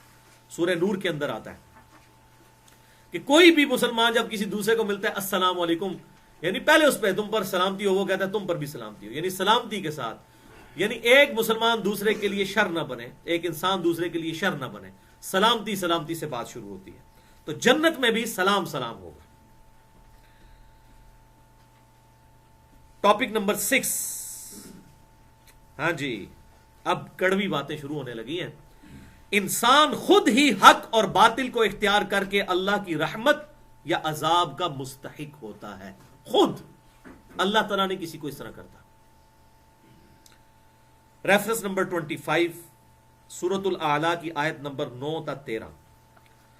فذکر ان نفعت الذکریٰ، اے محبوب صلی اللہ علیہ وسلم آپ لوگوں کو نصیحت کیجئے، بے شک نصیحت کرنا فائدہ دیتا ہے. فائدہ دیتا ہے، اگر نہ دیتا ہو تو نصیحت کا فائدہ کیا؟ نصیحت کرنا فائدہ دیتا ہے. اس میں بھی جبریہ کا رد آیا جو کہتے ہیں نہیں نہیں، جو ہونا تھا وہ تو ہو کے رہنا ہے. نہیں، نصیحت کرنا اے محبوب صلی اللہ علیہ وسلم فائدہ دیتا ہے، لیکن سیذکر من یخشی، آپ اس کو نصیحت کیجئے جو واقعی ڈرتا ہے. اس کو آپ مثال سے سمجھ لیں کہ جو شخص سویا ہوا ہے نا، اس کو تو آپ جگا سکتے ہیں کیونکہ وہ سویا ہوا ہے، اور جو شخص جان بوجھ کر آنکھیں بند کر کے لیٹا ہوا ہے، مکرا بنا ہوا ہے جسے ہم پنجابی میں کہتے ہیں، اس کو اٹھا سکتا ہے. تو اللہ تعالیٰ فرمایا جو مکرے ہیں نا، ان کو تو نصیحت فائدہ نہیں دے گی، لیکن جو بیچارے سوئے ہوئے غافل ہیں آپ ان کو نصیحت کریں، فائدہ دے گا. سیذکر من یخشی، جو ڈرے. کیا ڈرے؟ کہ مجھے میری مرضی کے بغیر کسی نے پیدا کیا ہے اور میرے ساتھ کچھ بھی کر سکتا ہے. ھدی للمتقین، یہ کتاب ہدایت ہے ان کے لیے جو واقعی ڈر جائیں. یہ متقی سے مراد کہ وہ داڑھی پکڑی نمازی نہیں، اگر اس کے لیے ہدایت ہے تو عام آدمی بیچارہ کدھر جائے گا. ھدی للمتقین کا ترجمہ ہی لوگوں نے غلط کیا ہوا ہے. ڈر جانے والوں کے لیے ہدایت ہے، جو ڈر جائیں کہ ہماری یہ شخصیت کسی کے بنانے سے بنی ہے، ہم خود نہیں بنے، ہمیں کسی نے بنایا ہماری مرضی کے بغیر، وہ ہمارے ساتھ کچھ بھی کر سکتا ہے. تو اس کے لیے ہدایت. وَيَتَجَنَّبُهَا الْأَشْقَى، اور اے محبوب صلی اللہ علیہ وسلم اس کو تو چھوڑ دیں جو شقی ہے، بدبخت، جو حق قبول نہیں کرنا چاہتا. اور وہ پچھلی دفعہ آ چکا کہ وہ بدبخت کون ہے. سورہ طٰہٰ کی آیت نمبر 123 میں نے بتائی تھی. فَمَنِ اتَّبَعَ هُدَايَ فَلَا يَضِلُّ وَلَا يَشْقَى، جو کوئی ہدایت کی کتاب کی پیروی کرے گا نہ گمراہ ہوگا نہ بدبخت ہوگا. جو خود ہی کتاب کو چھوڑ دے گا وہ بدبخت ہو جائے گا. بدبخت سے مراد یہ نہیں کہ نصیبوں میں لکھا گیا، نہ نہ نہ نہ، خود اپنے لیے بدبختی کمائے. الذی یصلی النار الکبریٰ، ایسے کو تو ہم پیش کریں گے اس بڑی آگ پہ. ثم لا یموت فیہا ولا یحییٰ، پھر نہ وہاں پر اسے موت آئے گی اور نہ ہی وہ زندہ ہوگا، نہ زندوں میں نہ مردوں میں. اور پھر قرآن پاک میں آتا ہے کہ وہ کہے گا کہ کاش موت میرا فیصلہ تمام کر دیتی. تو اللہ تعالیٰ فرمائے گا آج ایک موت نہیں، ہزاروں موتیں مانگو، موت نہیں آئے گی. اور یہ کتنی تکلیف ہے کہ انسان پہ تکلیف بھی ہو اور موت نہ آئے. ثم لا یموت فیہا ولا یحییٰ، نہ وہاں پر زندہ ہوگا اور نہ وہ مردہ، نہ زندوں میں نہ مردوں. اللہ اکبر. اس حوالے سے میری یہ گفتگو ہے مسئلہ نمبر 64، انسان کی ہدایت کے 5 بنیادی سٹیپس. ہر انسان اللہ تک پہنچ سکتا ہے خود. ریفرنس نمبر 26 سورہ قاف کی آیت نمبر 45، آخری آیت سورہ قاف کی. نحن اعلم بما یقولون، اے محبوب صلی اللہ علیہ وسلم یہ جو کافر آپ کو باتیں کرتے ہیں، حق قبول نہیں کرتے اور الٹا آپ صلی اللہ علیہ وسلم کے ساتھ مس بہیو کرتے ہیں، ہمارے علم میں ہے. وما انت علیہم بجبار، اے محبوب صلی اللہ علیہ وسلم ہم نے آپ کو جبر کرنے والا تو ان پر نہیں بنایا کہ آپ زبردستی نے ہدایت دیں گے. فذکر بالقرآن من یخاف وعید، آپ کا کام یہ ہے کہ آپ اس کتاب کے ذریعے لوگوں کو نصیحت کرتے رہیں، ان لوگوں کو جو واقعی اللہ کی دھمکی سے ڈرے. جو واقعی بیچارہ سویا ہوا ہے اس کو تو فائدہ ہوگا، اور جو مکرا ہے اس کے لیے، ابو جہل کے لیے کوئی فائدہ نہیں. ابو الحکم تھا زمانے جاہلیت میں لیکن ابو جہل ہوا. اور کہاں بلال ابشی. صحیح بخاری میں حدیث ہے، سیدنا عمر کہا کرتے تھے ابو بکر ہمارے سید ہیں جنہوں نے ہمارے سید سیدنا بلال کو آزاد کروایا. حضرت عمر بھی ان کو سیدنا بلال کہتے تھے. اللہ اکبر. ریفرنس نمبر 27 الزمر آیت نمبر 7، زبردست آیت. یہ میں نے پچھلی دفعہ بھی کراس ریفرنس کے طور پر ڈسکس کی تھی. ان تکفروا فإن اللہ غنی عنکم، لوگوں اگر اللہ کی ناشکری کرو گے، اس کا انکار کرو گے تو یاد رکھو اللہ تعالیٰ بے پرواہ ہے، اسے کوئی فرق نہیں پڑنے والا. اب بے پرواہ سے کوئی یہ نہ سمجھ لے کہ جو مرضی کرتے رہو، خیر ہے، نہیں. ولا یرضی لعبادہ الکفر، لیکن یہ یاد رکھنا اللہ تعالیٰ اپنے بندوں سے انکار کو کبھی پسند نہیں کرتا. وہ تو چاہتا ہے کہ میرے فرما بردار بنو. وَإِن تَشْكُرُوا يَرْضَهُ لَكُمْ، اور اگر تم شکر گزاری کی روش اختیار کرو گے تو یہ اللہ پسند کرتا ہے، ناشکری پسند نہیں کرتا. وَلَا تَزِرُ وَازِرَةٌ وِزْرَ أُخْرَى، اور کوئی جان اٹھانے والی، بوجھ اٹھانے والی کسی دوسری جان کا بوجھ نہیں اٹھا سکے گی. ثُمَّ إِلَىٰ رَبِّكُمْ مَرْجِعُكُمْ، اس کے بعد تمہیں اپنے رب کے پاس لوٹ کر جانا ہے. فَيُنَبِّئُكُم بِمَا كُنتُم تَعْمَلُونَ، اور وہ تمہیں پھر خبر دے دے گا جو تم دنیا میں اعمال کیا کرتے تھے. إِنَّهُ عَلِيمٌ بِذَاتِ الصُّدُورِ، بے شک اللہ تعالیٰ تو سینے کے چھپے ہوئے رازوں کو بھی جاننے والا ہے. سورۃ النساء کی آیت نمبر 147، کراس ریفرنس نمبر 28. ما یفعل اللہ بعذابکم، اے لوگو اللہ تمہیں عذاب دے کر کیا لے گا، کیا درد ہے اس میں. ان شکرتم، اگر تم شکر گزاری کی روش اختیار کرو، وآمنتم، اور تم ایمان لے آؤ جیسا کہ ایمان لانے کا حق ہے. وکان اللہ شاکرا علیما، اور اللہ تعالیٰ تو قدردان ہے، صلہ دینے والا ہے، علم والا ہے. اللہ معاذ اللہ کوئی فنیٹک نہیں کہ کسی کو عذاب دے کے اسے خوشی محسوس ہوتی ہے. اللہ کیا کرے گا تمہیں عذاب دے کر. ما یفعل اللہ بعذابکم ان شکرتم وآمنتم، اگر تم شکر گزاری کی روش اختیار کرو اور ایمان لے آؤ جیسا کہ ایمان لانے کا حق ہے. اب یہ شکر گزاری کیا ہے؟ ہر عضو کا الگ شکر ہے. ہاتھ کا شکر یہ ہے کہ ہاتھ سے حرام کام کی طرف ہاتھ نہ بڑھے. آنکھ کا شکر یہ ہے کہ آنکھ حرام کی طرف نہ بڑھے. زبان کا شکر یہ ہے زبان سے حرام کام نہ ہو. پاؤں کا شکر یہ ہے کہ پاؤں سے حرام کام نہ ہو. دل کا شکر یہ ہے کہ حرام کا خیال دل میں نہ آئے. ہر عضو کا شکر یہ ہے کہ اللہ کی نافرمانی سے بچایا جائے اور اس کی فرما برداری میں لگایا جائے، اس کے تابع فرمان بن جایا جائے. تو اس سے یہ بات بھی پتہ چلی ان دونوں آیات سے، جو میں نے پچھلی دفعہ بھی ایک جملہ ریپیٹ کیا تھا بار بار، کہ دنیا میں جتنے کام ہیں، جو مخلوقات اللہ تعالیٰ نے اختیار والی بنائی ہیں، یہ جو بھی کام کرتے ہیں یہ اللہ کی اجازت سے تو ہو رہے ہیں، لیکن اس کی مرضی سے نہیں. مرضی اس کی یہی ہے، وَلَا يَرْضَى لِعِبَادِهِ الْكُفْرِ، میں مرضی نہیں میری کہ تم کفر کرو. وَإِن تَشْكُرُوا يَرْضَاهُ لَكُمْ، اور اگر شکر گزاری کی روش اختیار کرو گے تو میں اس کو پسند کرتا ہوں. اجازت ہے، کھلی چھٹی ہے، جو مرضی کرو. کبھی نہیں ہوگا کہ اذان کی آواز آئی اور آپ نماز کے لیے نہیں گئے تو آپ کے ہاتھ پاؤں شل ہو جائیں. کبھی ایسا ہوگا؟ نہیں ہوگا. کھلی چھٹی ہے. اور جائیں گے تو یہ نہیں ہوگا کہ اسی وقت آپ کو جنت دکھا دی جائے، یہ بھی نہیں ہوگا. وہ آخرت میں ہے، غیب کے پردے میں. تو دنیا میں ہر کام جو انسان اور جنات کرتے ہیں اعمال کی حد تک وہ اپنی مرضی سے کر رہے ہوتے ہیں، اللہ کی اجازت سے. لیکن اللہ کی مرضی اس میں نہیں، ورنہ تو جو زنا کرتا ہے وہ کہے گا جی جو میری تقدیر میں تھا میں نے وہ کر دیا. ہاں اللہ کی طرف سے یہ اجازت ہے، اگر وہ یہ کرتا ہے وہ حالات جو بھی اس پہ آئیں گے وہ کرنا چاہے تو کر لے. کبھی ایسا نہیں ہوگا کہ اللہ تعالیٰ اس پہ اسی وقت عذاب پھینک دے، نہیں، ڈیل دے گا اسے. تو اس کا کیا مطلب ہے کہ اللہ تعالیٰ چاہ رہے ہیں وہ یہ کرے؟ نہیں. وہ اللہ تعالیٰ نے بتا دیا کہ میں غنی ضرور ہوں لیکن میں نیکیوں سے خوش ہوتا ہوں اور برائیوں سے ناراض. تو یہ معاملہ بالکل سمجھ لینا چاہیے. ورنہ تو اگر یہ زمین و آسمان کے احساسات ہوتے، اللہ تعالیٰ نے ارشاد فرمایا سورہ مریم میں کہ جو لوگ شرک کرتے ہیں ان کے بارے میں، قریب ہے کہ آسمان پھٹ پڑے اور زمین شک ہو جائے اور پہاڑ ریزہ ریزہ ہو جائیں، ان دعوا للرحمن ولدا، کہ انہوں نے رحمان کے لیے بیٹا تجویز کیا. اگر زمین و آسمان اور پہاڑوں کے احساسات ہوتے تو یہ پھٹ پڑتے، لیکن نہیں پھٹتے. اللہ تعالیٰ نے دنیا میں صرف فزیکل لاز کو ایکٹیو رکھا ہے، مورل لاز آخرت میں ایکٹیو ہوں گے. آگے جی وہ سخت ترین آیت جو میں اکثر کہا کرتا تھا، یہ قرآن میں بڑی حیران کن آیت ہے، سورۃ المؤمن کی آیت نمبر 10 سے لے کر 12 تک. اتنی حیران کن ہے کہ کس لیول پہ جا کے اللہ تعالیٰ نے بات کو سمجھایا ہے، عقل دنگ ہے. ان الذین کفروا ینادون لمقت اللہ اکبر من مقتکم انفسکم، بے شک جن لوگوں نے اللہ تعالیٰ کے ساتھ نہ شکری کی روش اختیار کی، کفر کیا، قیامت والے دن انہیں ندا دی جائے گی کہ اللہ تعالیٰ زیادہ بیزار ہوتا تھا تم سے جتنا آج تم اپنی جان سے بیزار ہو رہے ہو. اذ تدعون الی الایمان فتکفرون، جبکہ دنیا میں تمہیں ایمان کی طرف بلایا جاتا تھا اور تم کفر اختیار کرتے تھے.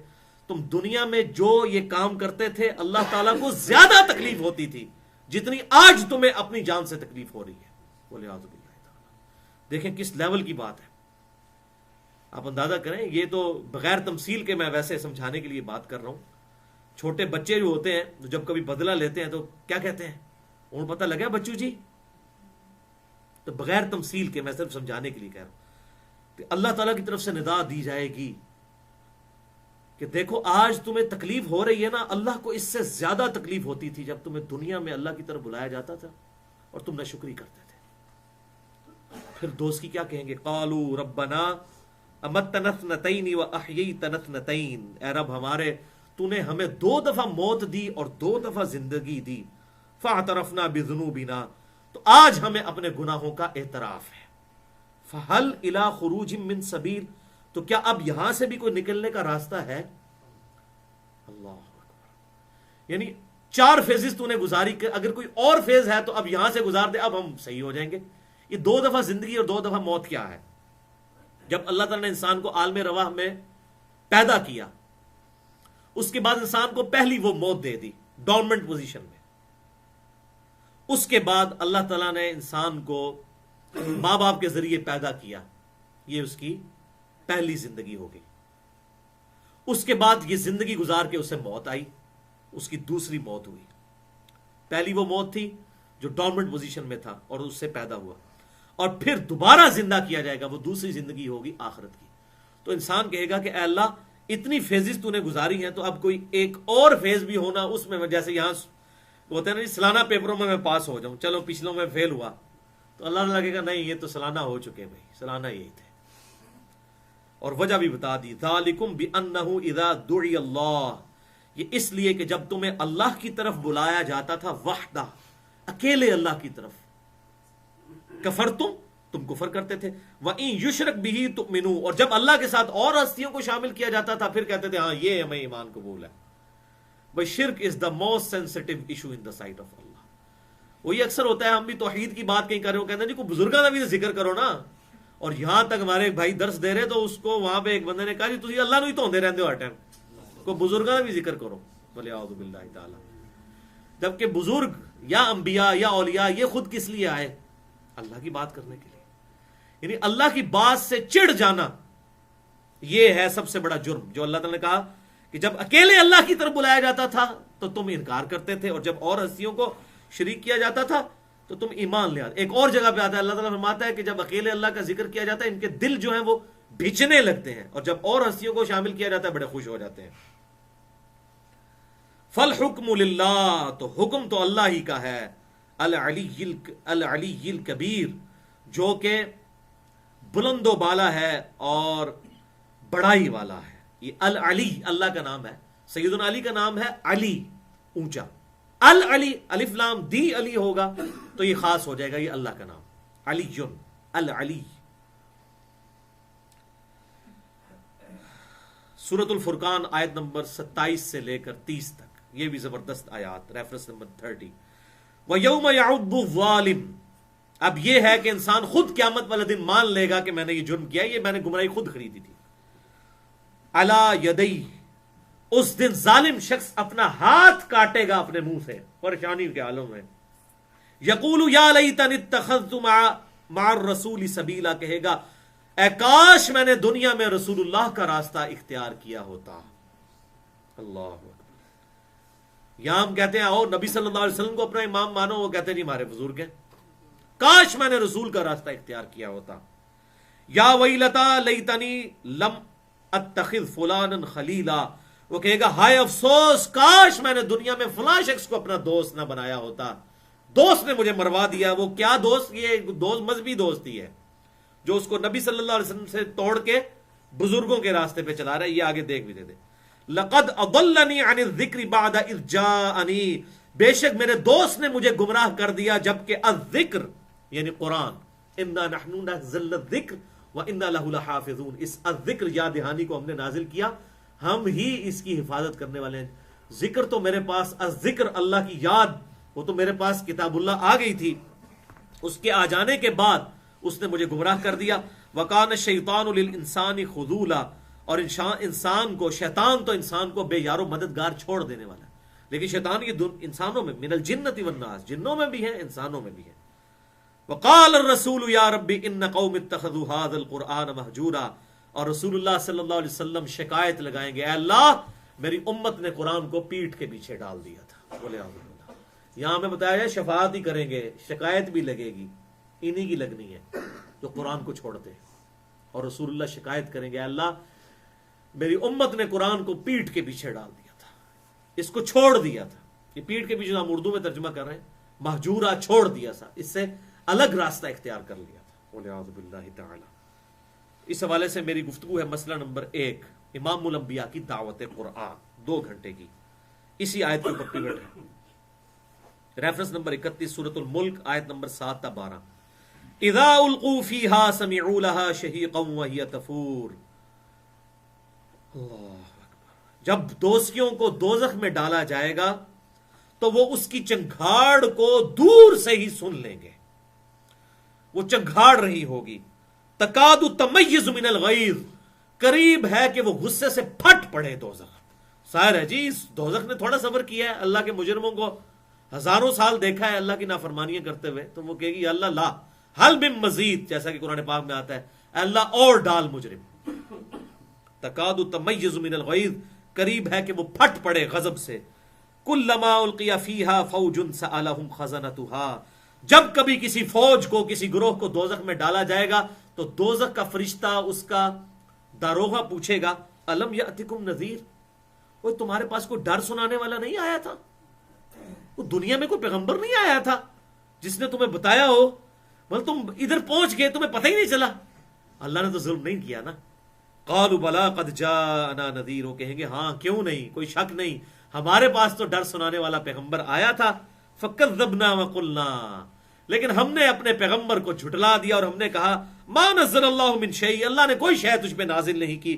ان انتم الا فی ضلال کبیر، تو نہیں ہے مگر کھلی گمراہی میں. معاذ اللہ، پیغمبروں کا ہم نے انکار کر دیا. وقالوا لو كنا نسمع ونعقل ما كنا في اصحاب السعیر، پھر دوست کی کہیں گے کاش ہم نے دنیا میں اپنے وقت کے پیغمبر کی بات غور سے سنی ہوتی اور اپنی عقل استعمال کی ہوتی تو آج دوزخ میں نہ ہوتے. تو یہ جبریہ کا پھر رد ہو گیا جو کہتے ہیں اللہ تعالیٰ کرواتا ہے. نہیں، اگر ہم نے دنیا میں عقل استعمال کی ہوتی اور بات غور سے سن لی ہوتی تو آج ہم دوزخ میں نہ ہوتے. اور اللہ تعالیٰ بھی اسے انڈورس کر رہا ہے فَاعْتَرَفُوا بِذَنبِهِمْ، انہوں نے اپنے اصلی جرم کا اعتراف کر لیا. فَسُحْقًا لِأَصْحَابِ السَّعِيرِ، تو پھٹکار ہو ان دوزخیوں پر. ان الذین یخشون ربهم بالغیب، سائملٹینیس کنٹراسٹ، بے شک وہ لوگ جو کہ بغیر دیکھے اپنے رب سے ڈرتے ہیں.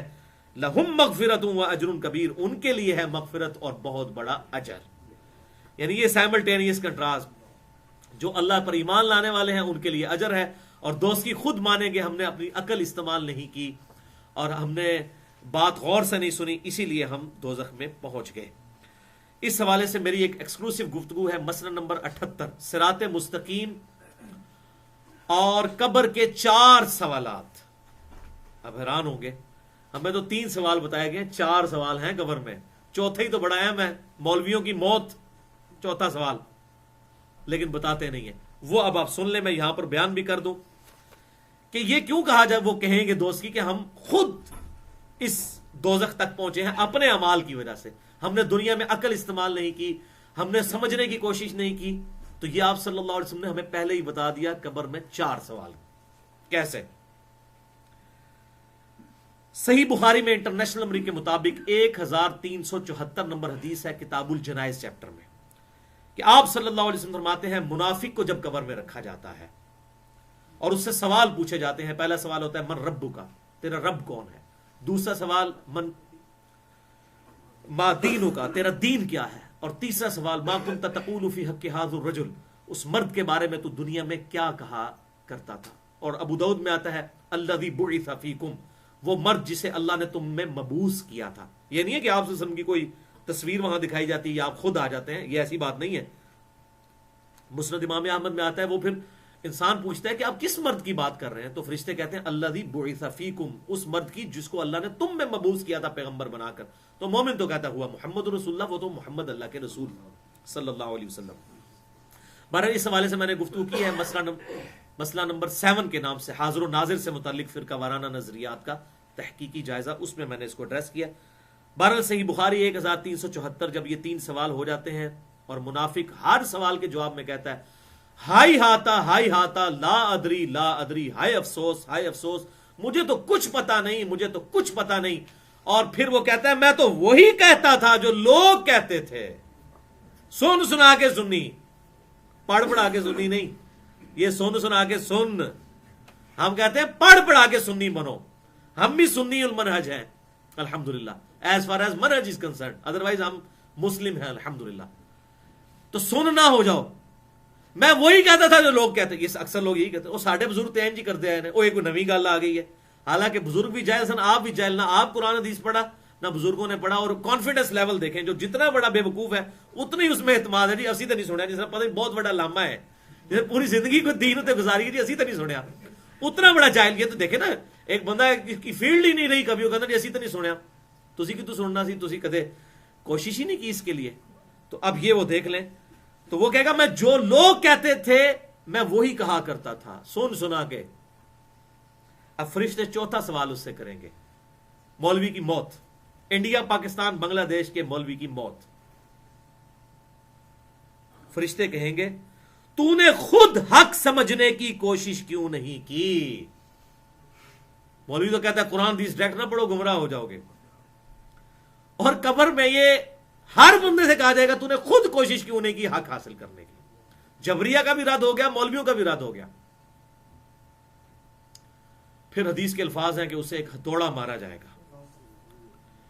اور ابو داؤد میں آگے حدیث چلتی ہے, وہ ہتھوڑا اس کو پہلی جب مہمان نوازی اس کے سر میں ہتھوڑا مارا جائے گا, اور زمین پہ مٹی کی طرح وہ برابر ہو جائے گا.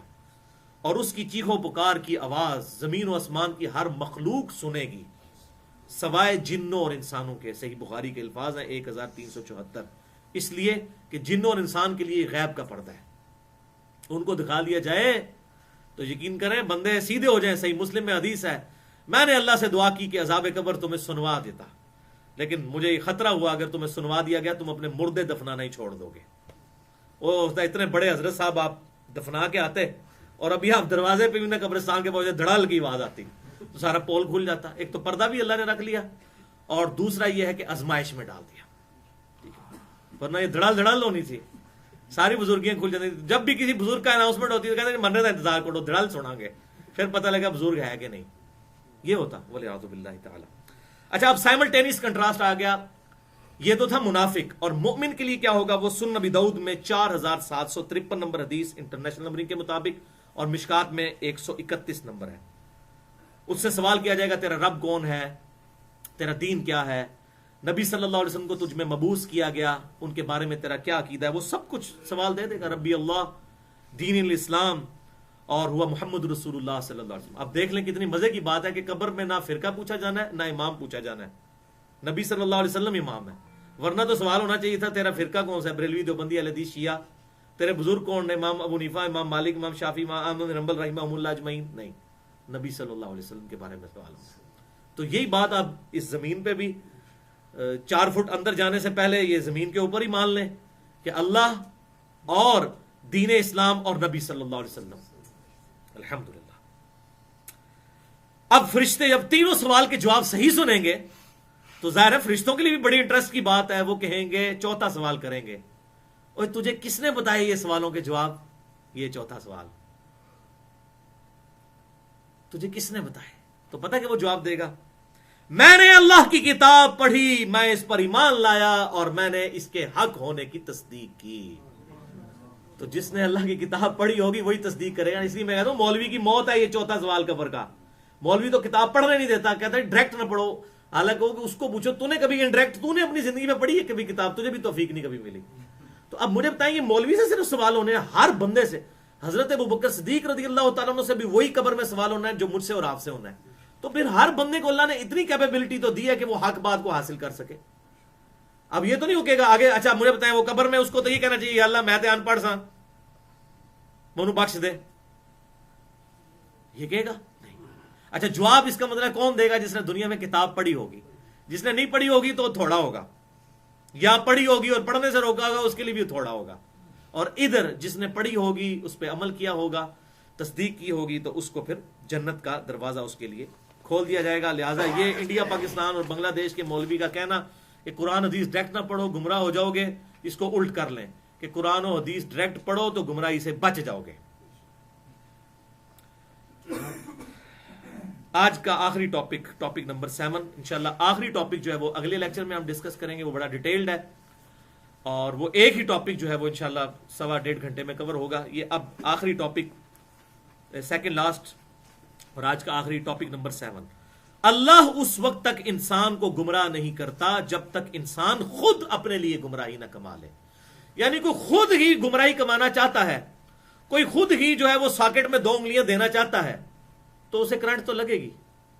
یہ وہ آیات ہیں جن سے غلط رزلٹ جبریہ نے نکالا اور انہوں نے کہا جی دیکھیں یہ آیات ثبوت ہے کہ اللہ تعالیٰ انسان کو گمراہ کر دیتا ہے. حالانکہ ان آیات کو آؤٹ آف کنٹیکسٹ وہ پڑھتے ہیں. یہ بالکل اہل سنت کے منہج کے مطابق ہے. اللہ تعالیٰ کسی کو گمراہ نہیں کرتا جب تک کہ وہ خود اپنے لیے گمراہی نہ خرید لے. ریفرنس نمبر 32 سورۃ البقرہ آیت نمبر 26 اور 27, جو بچپن سے ہمیں پڑھا کے مولوی قرآن سے دور کرتا ہے. جی قرآن پڑھ کے لوگ گمراہ بھی ہو جاتے ہیں, قرآن پڑھ کے ہدایت بھی حاصل کر لیتے ہیں. توبہ توبہ, آپ کسی غیر مسلم کو کہیں کہ یہ کتاب آپ کو گمراہ کر دے گی, وہ کہے گا جی اپنے گول ہی رکھو انہوں, کہے گا کہ نہیں؟ استغفر اللہ.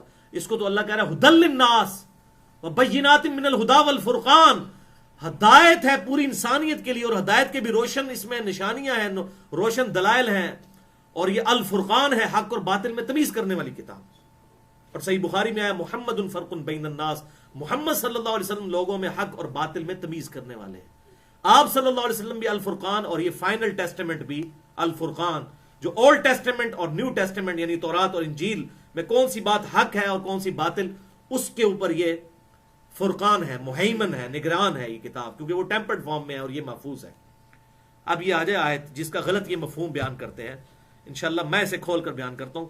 ان اللہ لا یستحیی ان یضرب مثلا ما بعوضۃ فما فوقها, بے شک اللہ تعالیٰ کو تو کوئی شرم نہیں ہے مثال بیان کرنے میں, چاہے وہ مچھر کی مثال ہو یا اس سے بھی کوئی حقیر تر مثال ہو. وہ یہ کافر اعتراض کرتے تھے, سورۃ العنکبوت نازل ہوئی تھی نا کہ اللہ تعالیٰ نے کافروں کے ایمان کو مکڑی کے جالے سے تشبیہ دی, تو کہنے لگے جی یہ اتنی بڑی کتاب ہے, اس میں مکڑی کا اس طرح کی چھوٹی چھوٹی چیزوں کا ذکر کیوں ہے؟ اللہ تعالیٰ نے فرمایا اللہ تعالیٰ کو کوئی اس بارے میں آر نہیں ہے کہ وہ مچھر یا اس سے بھی کسی حقیر چیز کا ذکر کرے. کیوں؟ اللہ نے علمیت نہیں جھاڑنی بلکہ بات سمجھانی ہے, یہ ہے مقصد. ورنہ تو یہ کتاب دنیا کی مشکل ترین کتاب ہوتی, اور قرآن کیا کہہ رہا ہے, وہ 4 دفعہ کم از کم وَلَقَدْ يَسَّرْنَا الْقُرْآنَ لِلذِّكْرِ فَهَلْ مِن مُدَّكِرٍ, ہم نے قرآن کو سمجھنے کے لیے آسان کیا, تو ہے کوئی اس سے نصیحت حاصل کرنے نصیحت حاصل کرنے کے لیے کتاب بڑی آسان کتاب ہے.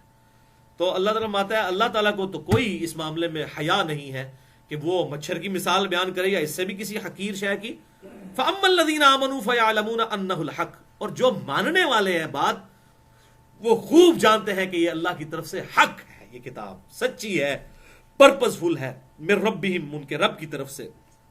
وَأَمَّا الَّذِينَ كَفَرُوا, اور جو نہ ماننے والے ہیں, فَيَقُولُونَ مَاذَا أَرَادَ اللَّهُ بِهَذَا مَثَلًا, وہ کہتے ہیں اللہ تعالیٰ یہ مثالیں بیان کیوں کرتا ہے, اللہ کو کیا ملتا ہے یہ مثالیں بیان کر کے, یہ کس کی نشانی ہے جو انہیں نہیں ماننا.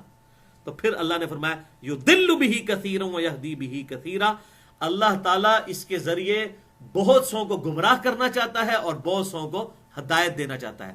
مراد کیا کہ جو نہ مانے وہ گمراہ ہو جائے, ظاہر سبب تو بنا نا, یعنی قرآن نازل ہوا, نبی صلی اللہ علیہ وسلم آئے, تو جو مانے گا وہ ہدایت پہ, جو نہیں مانے گا گمراہ ہوگا. تو ذریعہ تو ظاہر ہے وہ بنے. آپ کو یہ کہے گا کہ نبی نے گمراہ کر دیا لوگوں کو, نہیں, یہ اس کانٹیکسٹ میں ہے کہ اللہ تعالیٰ نے کتاب نازل کی, ہاں اس لیے کی کہ تم نہ مانو گمراہ ہو جاؤ, اور جو مانے وہ ہدایت پہ آ جائے. تو یہ ہے اس کا معنی, نہ کہ یہ کہ اللہ تعالیٰ کو زبردستی کسی کے ساتھ کرتا ہے. یہ ٹونٹ کے طور پہ, تانے کے طور پر بات ہے. اور ساتھ یہ ہے وما یضل بہ الا الفاسقین, اور اللہ تعالیٰ اس کے ذریعے کبھی بھی کسی کو گمراہ نہیں کرتا سوائے اس کے کہ جو خود ہی فاسق ہو, جو بات نہ ماننے والا ہو. تو وہ کون ہوں گے لوگ جو قرآن و حدیث پڑھنے نہیں دیں گے.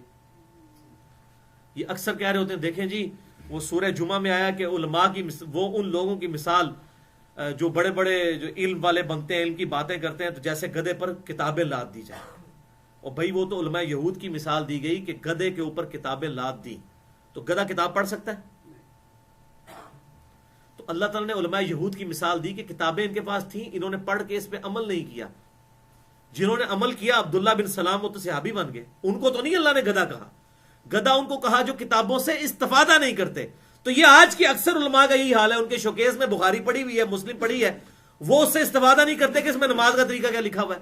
اور جو بیچارہ شوکیس سے نکال کے پڑھتا ہے اس کو کہتے ہیں دیکھا کتاب پڑھ کے گمراہ ہو گیا. اللہ نے کہا جو کتابوں میں کچھ دین نہیں ہے وہ گدھے کی مثال. اور گدھے تو یہ ہیں لوگ جنہوں نے کتابیں لادی ہوئی اپنے اوپر پڑھتے نہیں ہیں. سمجھے آپ؟ یہ ان کی مثال ہے اور علماء یہود کی مثال ہے. اور بخاری و مسلم کی متفق علیہ حدیث ہے میری امت میں وہی خرابیاں پیدا ہوں گی جو اگلوں میں پیدا ہوئی قدم بقدم بالش بر بالش, حتیٰ کہ ان میں سے کوئی گوہ کے سراغ میں داخل ہوا تو یہ لوگ بھی داخل ہوں گے. صحابہ نے پوچھا یہ اگلے لوگ سے مراد کیا یہود و نصارہ ہیں؟ فرمایا وہ نہیں تو اور کون ہے؟ وہی علماء یہود کی خرابی یہاں بھی ہمارے علماء میں بھی آئی کہ جو کتاب پڑھتا ہے اس کو کہتے ہیں گدھے کی مثال ہے. گدھے کی مثال تو وہ ہے کہ گدھے کے اوپر لاد دی کتاب تو وہ پڑھتا ہی نہیں ہے, جو پڑھتا ہے وہ گدھے کی مثال تو نہیں. یہ اصل میں یہ شوکیس جنہوں نے سجائے ہوئے ہیں جو پڑھتے نہیں ہیں نہ پڑھنے دیتے ہیں, یہ گدھے کی مثال ہے. اور یہ ہوتے ہیں گمراہ. پڑھنے والا گمراہ نہیں ہوگا. یہ کتاب تو کتاب ہدایت ہے, ورنہ کسی غیر مسلم کو یہ بات بتائی ہو کہ گا جی کول ہی رکھو, اگر یہ گمراہ کر دیے تو میں اسی طرح ہی ٹھیک ہوں. یہ تو کتاب سراپا ہدایت ہے. تو اب بتایا گیا وَمَا يُدِلُّ بِهِ إِلَّا الْفَاسِقِينَ, اس سے گمراہ تو نہیں ہوتے مگر وہ جو خود فاسق و فاجر ہیں, جو حق بات قبول نہیں کرنا چاہتے. جو سویا ہوا ہے وہ تو جاگ جائے گا یہ کتاب پڑھ کے, اور جو آنکھیں بند کر کے لیٹا ہوا ہے مکرا بن کے, اس کی تو نیت ہی نہیں اٹھنے کی, وہ تو پہلے ہی اٹھا ہوا ہے, اٹھنا چاہتا ہی نہیں ہے. الذین ينقضون عہد اللہ من بعد میثاقہ, اور ان کی نشانی ہے یہ وہ لوگ ہیں جنہوں نے اللہ سے عہد کیا اور پھر توڑ دیا. کون سا عہد؟ جو ہماری روحوں سے لیا. سورۃ الاعراف آیت نمبر 172, الست بربکم قالوا بلا, ہماری روحوں نے کہا تھا, ہماری انسٹنکٹ میں توحید موجود ہے جو انہوں نے توڑ دی. وَيَقْطَعُونَ مَا أَمَرَ اللَّهُ بِهِ أَن يُوصَلَ, اور وہ قطع کر دیتے ہیں اس چیز کو جس کے جوڑنے کا اللہ نے حکم دیا ہے.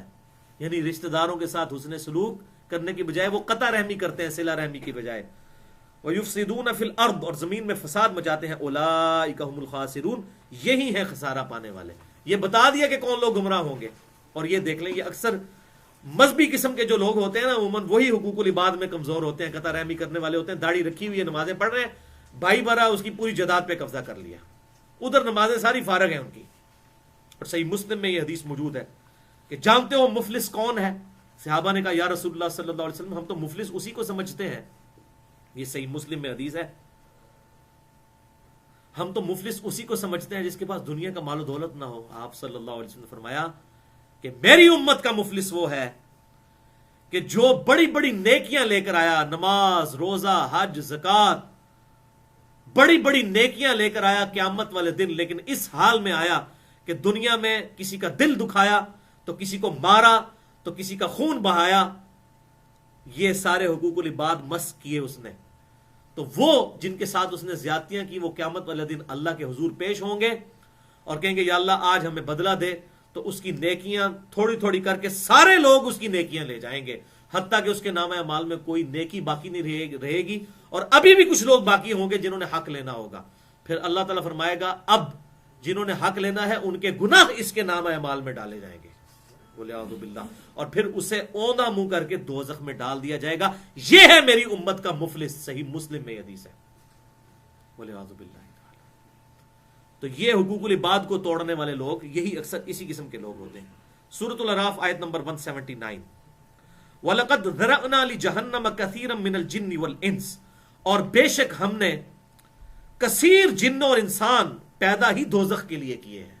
وَلِعَاذُ بِاللَّهِ تَعَالَى, یعنی اکثر نے دوزخ میں ہی جانا ہے. یہ نہ سمجھیے کہ اللہ نے خود نہیں. لَهُمْ قَلُوبٌ لَا يَفْقَهُونَ بِهَا, اللہ نے ان کو دل تو دیے تھے, سوچنے کی صلاحیت تو دی تھی, عقل تو دی تھی, لیکن وہ اس سے سوچتے نہیں ہیں. وَلَهُمْ أَعْيُنٌ, ان کو اللہ نے آنکھیں تو دی تھی, لَا يُبْصِرُونَ بِهَا, لیکن انہوں نے آنکھیں کھول کر دیکھی نہیں ہیں, حق کو قبول ہی نہیں کیا. وَلَهُمْ آذَانٌ, ان کو ہم نے جو ہے وہ کان تو دیے تھے, لا يسمعون بها, لیکن انہوں نے اپنے کانوں کو استعمال ہی نہیں کیا حق بات سننے کے لیے, جو پہلے ہم سن چکے. وقالوا لو كنا نسمع ونعقل ما كنا في اصحاب السعير, کاش ہم نے دنیا میں عقل استعمال کی ہوتی اور بات سن لی ہوتی تو آج دوزخ میں نہ ہوتے. تو یہاں بھی اللہ تعالیٰ کہہ رہے ہیں جو خود نہیں. اولئک کالانعام, یہ تو ہیں چوپائے, یہ ہے جانور جن کو اللہ تعالیٰ نے عقل بھی دی, آنکھ بھی, کان بھی, لیکن انہوں نے اس کو استعمال نہیں کیا. بل ہم اضل, بلکہ یہ تو جانوروں سے بھی گئے گزرے ہیں. اولئک هم الغافلون, اور یہی ہیں اصل میں غفلت والے. اکثر جو دیندار لوگ ہیں ان کو یہ جو دنیا دار قسم کے لوگ کہتے ہیں چڈو نے, انہوں نے پتہ ہی نہیں دنیا دا, غافل نے. تو اللہ تعالیٰ ہمارے اصل میں تو غافل یہ ہیں جو اپنی آخرت سے غافل ہوئے ہیں. یہ سورۃ الاعراف کی آیت نمبر 179 تھی. ریفرنس نمبر 34 اگلا سورۃ الانعام آیت نمبر 110 اور 111. یہ جو اکثر لوگ مجھ سے پوچھتے ہیں جی اتنے بڑے بڑے علماء کو کیوں نہیں بات سمجھ آتی؟ اتنے بڑے بڑے علماء ہیں وہ بھی اس طرح کی بات کرتے ہیں، انہوں نے قرآن و حدیث نہیں پڑھا. یہ اس کا جواب ہے خطرناک ترین اس حوالے سے. وَنُقَلِّبُ أَفْئِدَتَهُمْ وَأَبْصَارَهُمْ، اللہ تعالیٰ فرماتا ہے ہم ان کے دلوں کو حق قبول کرنے سے پھیر دیتے ہیں اور ان کی نگاہوں کو بھی ہم گمراہ کر دیتے ہیں. کن کو؟ کما لم یؤمنوا به اول مرہ، جبکہ وہ نہیں مانتے جبکہ پہلی دفعہ حق کھل کے ان کے سامنے آیا. جب انہوں نے حق سمجھنے کے باوجود حق سے اناد کیا، اب اللہ کی ڈیوائن مہر لگ گئی، سم بکم عمی فہم لا یرجعون. اللہ تعالیٰ کو ظاہر ہے جلال آ گیا کہ ان کو حق واضح بھی. ان کی مثال علماء یہود تھے، یعنی کہ وہ آپ صلی اللہ علیہ وسلم کی بعثت سے پہلے کہا کرتے تھے پیغمبر آخر الزمان کا وقت آ چکا ہے، ان کی یہ نشانی ہے. جب آ گئے تو سب سے پہلے وہ منکر بنے اور ایمان بھی لائے تو منافقانہ، سوائے چند ایک لوگوں کے. 10 یہودی بھی نہیں تھے جو آپ صلی اللہ علیہ وسلم پر ایمان لائے ہوتے، اس سے کم تھے. حالانکہ پہلے اپنی پبلک کو بتایا کرتے تھے، اور وہی ہدایت انڈائریکٹلی اوس اور خزرج کے لیے ہدایت کا سبب بن گئی، اور خود یہودیوں نے اسلام قبول نہیں کیا. تو اللہ تعالیٰ فرماتا ہے کہ حق قبول کرنے سے ہم دل ان کے الٹ دیں گے، وہ ان کو بات سمجھ نہیں آئے گی، جس کو کہتے ہیں نا گیئر الٹا لگ جائے گا ان کا. وَلِعِیَاذُ بِاللَّهِ تَعَالَى. جیسا کہ انہوں نے پہلی دفعہ حق قبول نہیں کیا. اب پہلی دفعہ جس نے بخاری اور مسلم میں نماز کا طریقہ پڑھ لیا، پھر وہ بابوں کے پیچھے لگ گیا، تو ظاہر اس کو تو پتہ ہے کہ کیا لکھا ہوا ہے، پھر جان بوجھ کے اس نے حق سے اناد کیا. وَنَذُرُهُمْ فِي طُغْيَانِهِمْ يَعْمَهُونَ، اور ہم ایسے لوگوں کو گمراہی میں کھلا چھوڑ دیتے ہیں، جہاں مرضی بھٹکتے پھریں، ہم ان کے کوئی پشت پناہ نہیں رہتے. اور حال یہ ہو جاتا ہے وَلَوْ أَنَّنَا نَزَّلْنَا إِلَيْهِمُ الْمَلَائِكَةَ، 8واں پارہ شروع یہیں سے ہوتا ہے. اور بے شک اگر ان پر فرشتے بھی نازل ہو جائیں، وَكَلَّمَهُمُ الْمَوْتَى، اور مردے قبروں سے نکل کے ان سے باتیں کرنا شروع کر دیں کہ بھئی یہ حق ہے قبول کر لو، ہم تو مر کے جا چکے، ہمارے ساتھ یہ عذاب ہو رہا ہے، قبول کر لو حق. اس کے بعد کو بچ سکتا ہے؟ حق قبول کرے گا، لیکن سنے نا نہیں کریں گے قبول. مردے بھی ان سے کلام کریں. وَحَشَرْنَا عَلَيْهِمْ كُلَّ شَيْءٍ قُبُولًا، اور تمام مردے جمع کر دیے جائیں، تمام وہ باتیں ان کے سامنے جمع کر دی جائیں جو اس سے پہلے یہ جان بوجھ کر جھٹلایا کرتے تھے، ان کے سامنے لے آئی جائیں.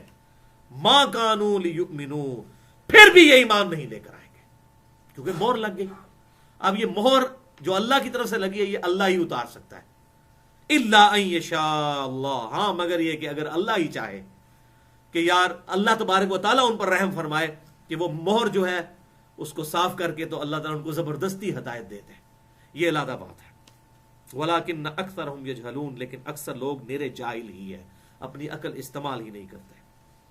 وہی بات کہ سوتے ہوئے کو تو آپ جگا سکتے ہیں، لیکن جو مکرہ بن کے آنکھیں بند کر کے لیٹا ہے، جس کی نیت ہی نہیں اٹھنے کی، اس کو آپ نہیں جگا سکتے. تو اب یہ پتہ چلا اتنے بڑے بڑے علماء وہ اصل میں پڑھ کے حق قبول نہیں کرتے، پھر اللہ کی طرف سے مہر لگ جاتی ہے، پھر ان کو کہاں سے پی ایچ ڈیز کو سمجھ آئے. وہ گمراہی تو انہوں نے خود کمائی ہے. وَلِعِیَاذُ بِاللَّهِ تعالی. ریفرنس نمبر 35 سورۃ الانفال آیت نمبر 53. ذَلِكَ بِأَنَّ اللَّهَ لَمْ يَكُن مُغَيِّرًا نِعْمَةً، یہ اس لیے کہ بے شک اللہ تعالی کسی بھی قوم سے نعمت نہیں چھینتا، ان کی حالت نہیں بدلتا. انعمها، جو اللہ نے ان پر نعمت کی ہوتی ہے، علی قوم، کسی قوم پر، حتی یغیروا ما بانفسہم، یہاں تک کہ وہ خود اپنے اعمال ایسے نہ کر لیں کہ اللہ تعالیٰ ان سے وہ نعمت چھین لے، ان کی حالت کو بدل دے. وَأَنَّ اللَّهَ سَمِيعٌ عَلِيمٌ، اور بے شک اللہ تعالیٰ سننے والا اور علم والا ہے. اس سے بھی پتہ چلا، اس میں بھی جبریہ کا رد ہے. اللہ تعالیٰ فرماتے ہیں ہم کسی سے نعمت نہیں چھینتے جب تک کہ وہ خود ناشکری کر کے اپنی نعمت نہ گوا لے. اور اسی کا سائملٹینیس کنٹراسٹ ہے جو اکثر لوگ کہتے ہیں کہ اللہ تعالیٰ کسی قوم کی حالت اس وقت تک نہیں بدلتا جب تک کہ وہ اپنی حالت خود نہ بدلے. وہ بھی بات درست ہے.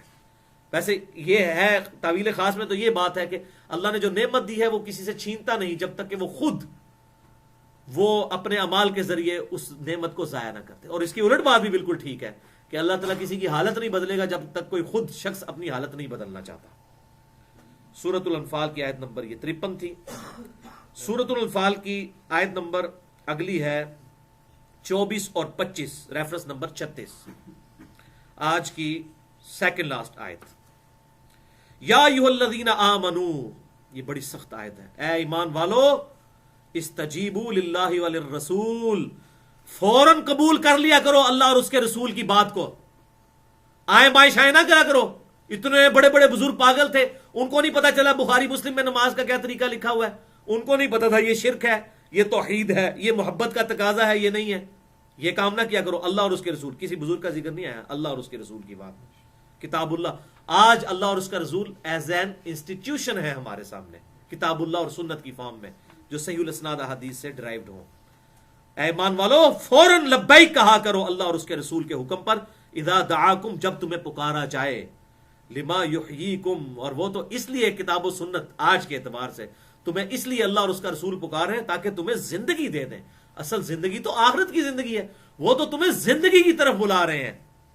वालमू, और जान लो, अन्नल्लाह यहूलु बैनल मरई व क़ल्बी, कि अल्लाह ताला खुद हायल हो जाता है इंसान और उसके दिल के दरमियान, कि उसे बात समझना है।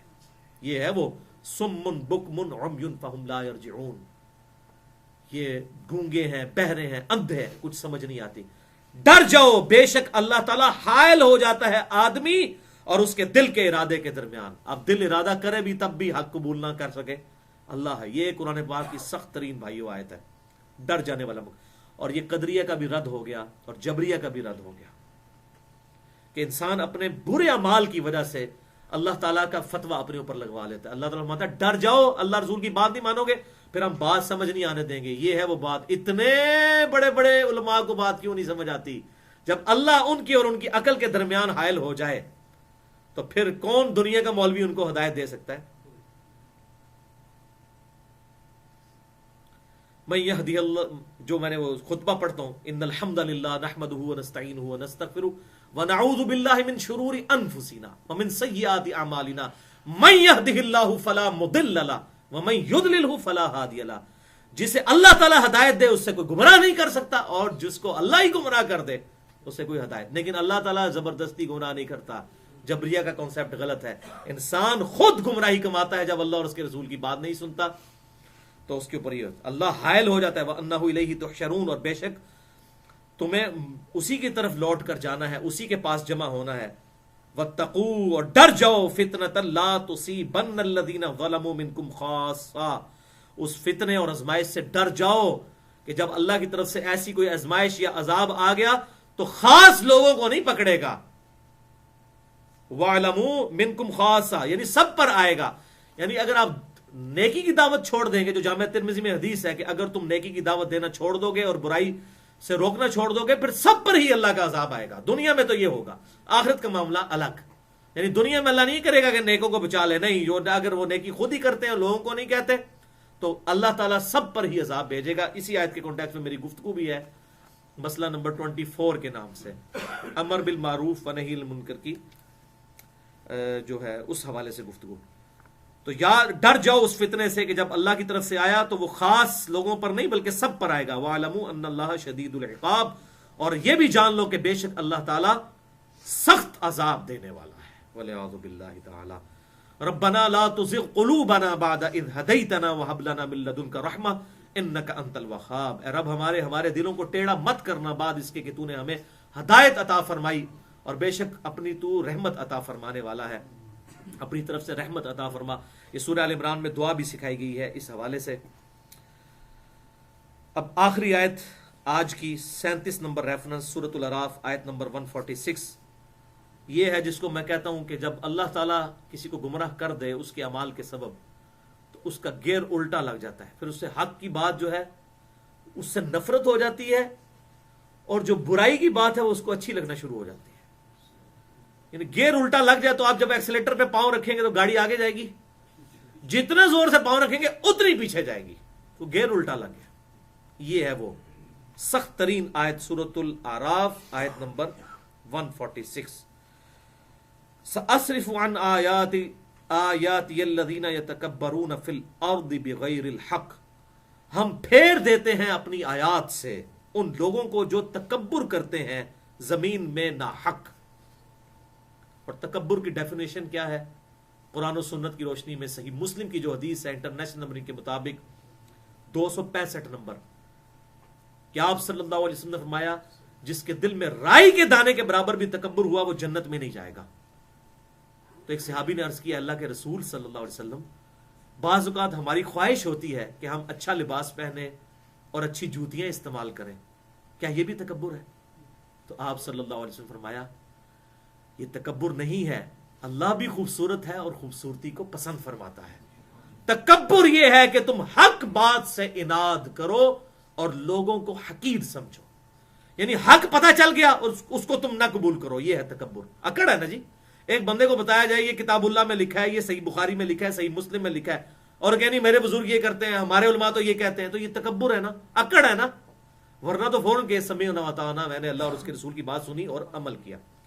تکبر یہ نہیں کہ تم اچھا لباس پہنو یا اچھا دکھو، اللہ بھی خوبصورت ہے، خوبصورتی کو پسند فرماتا ہے۔ تکبر یہ ہے کہ تم حق سے اناد کرو اور دوسروں کو حقیر سمجھو۔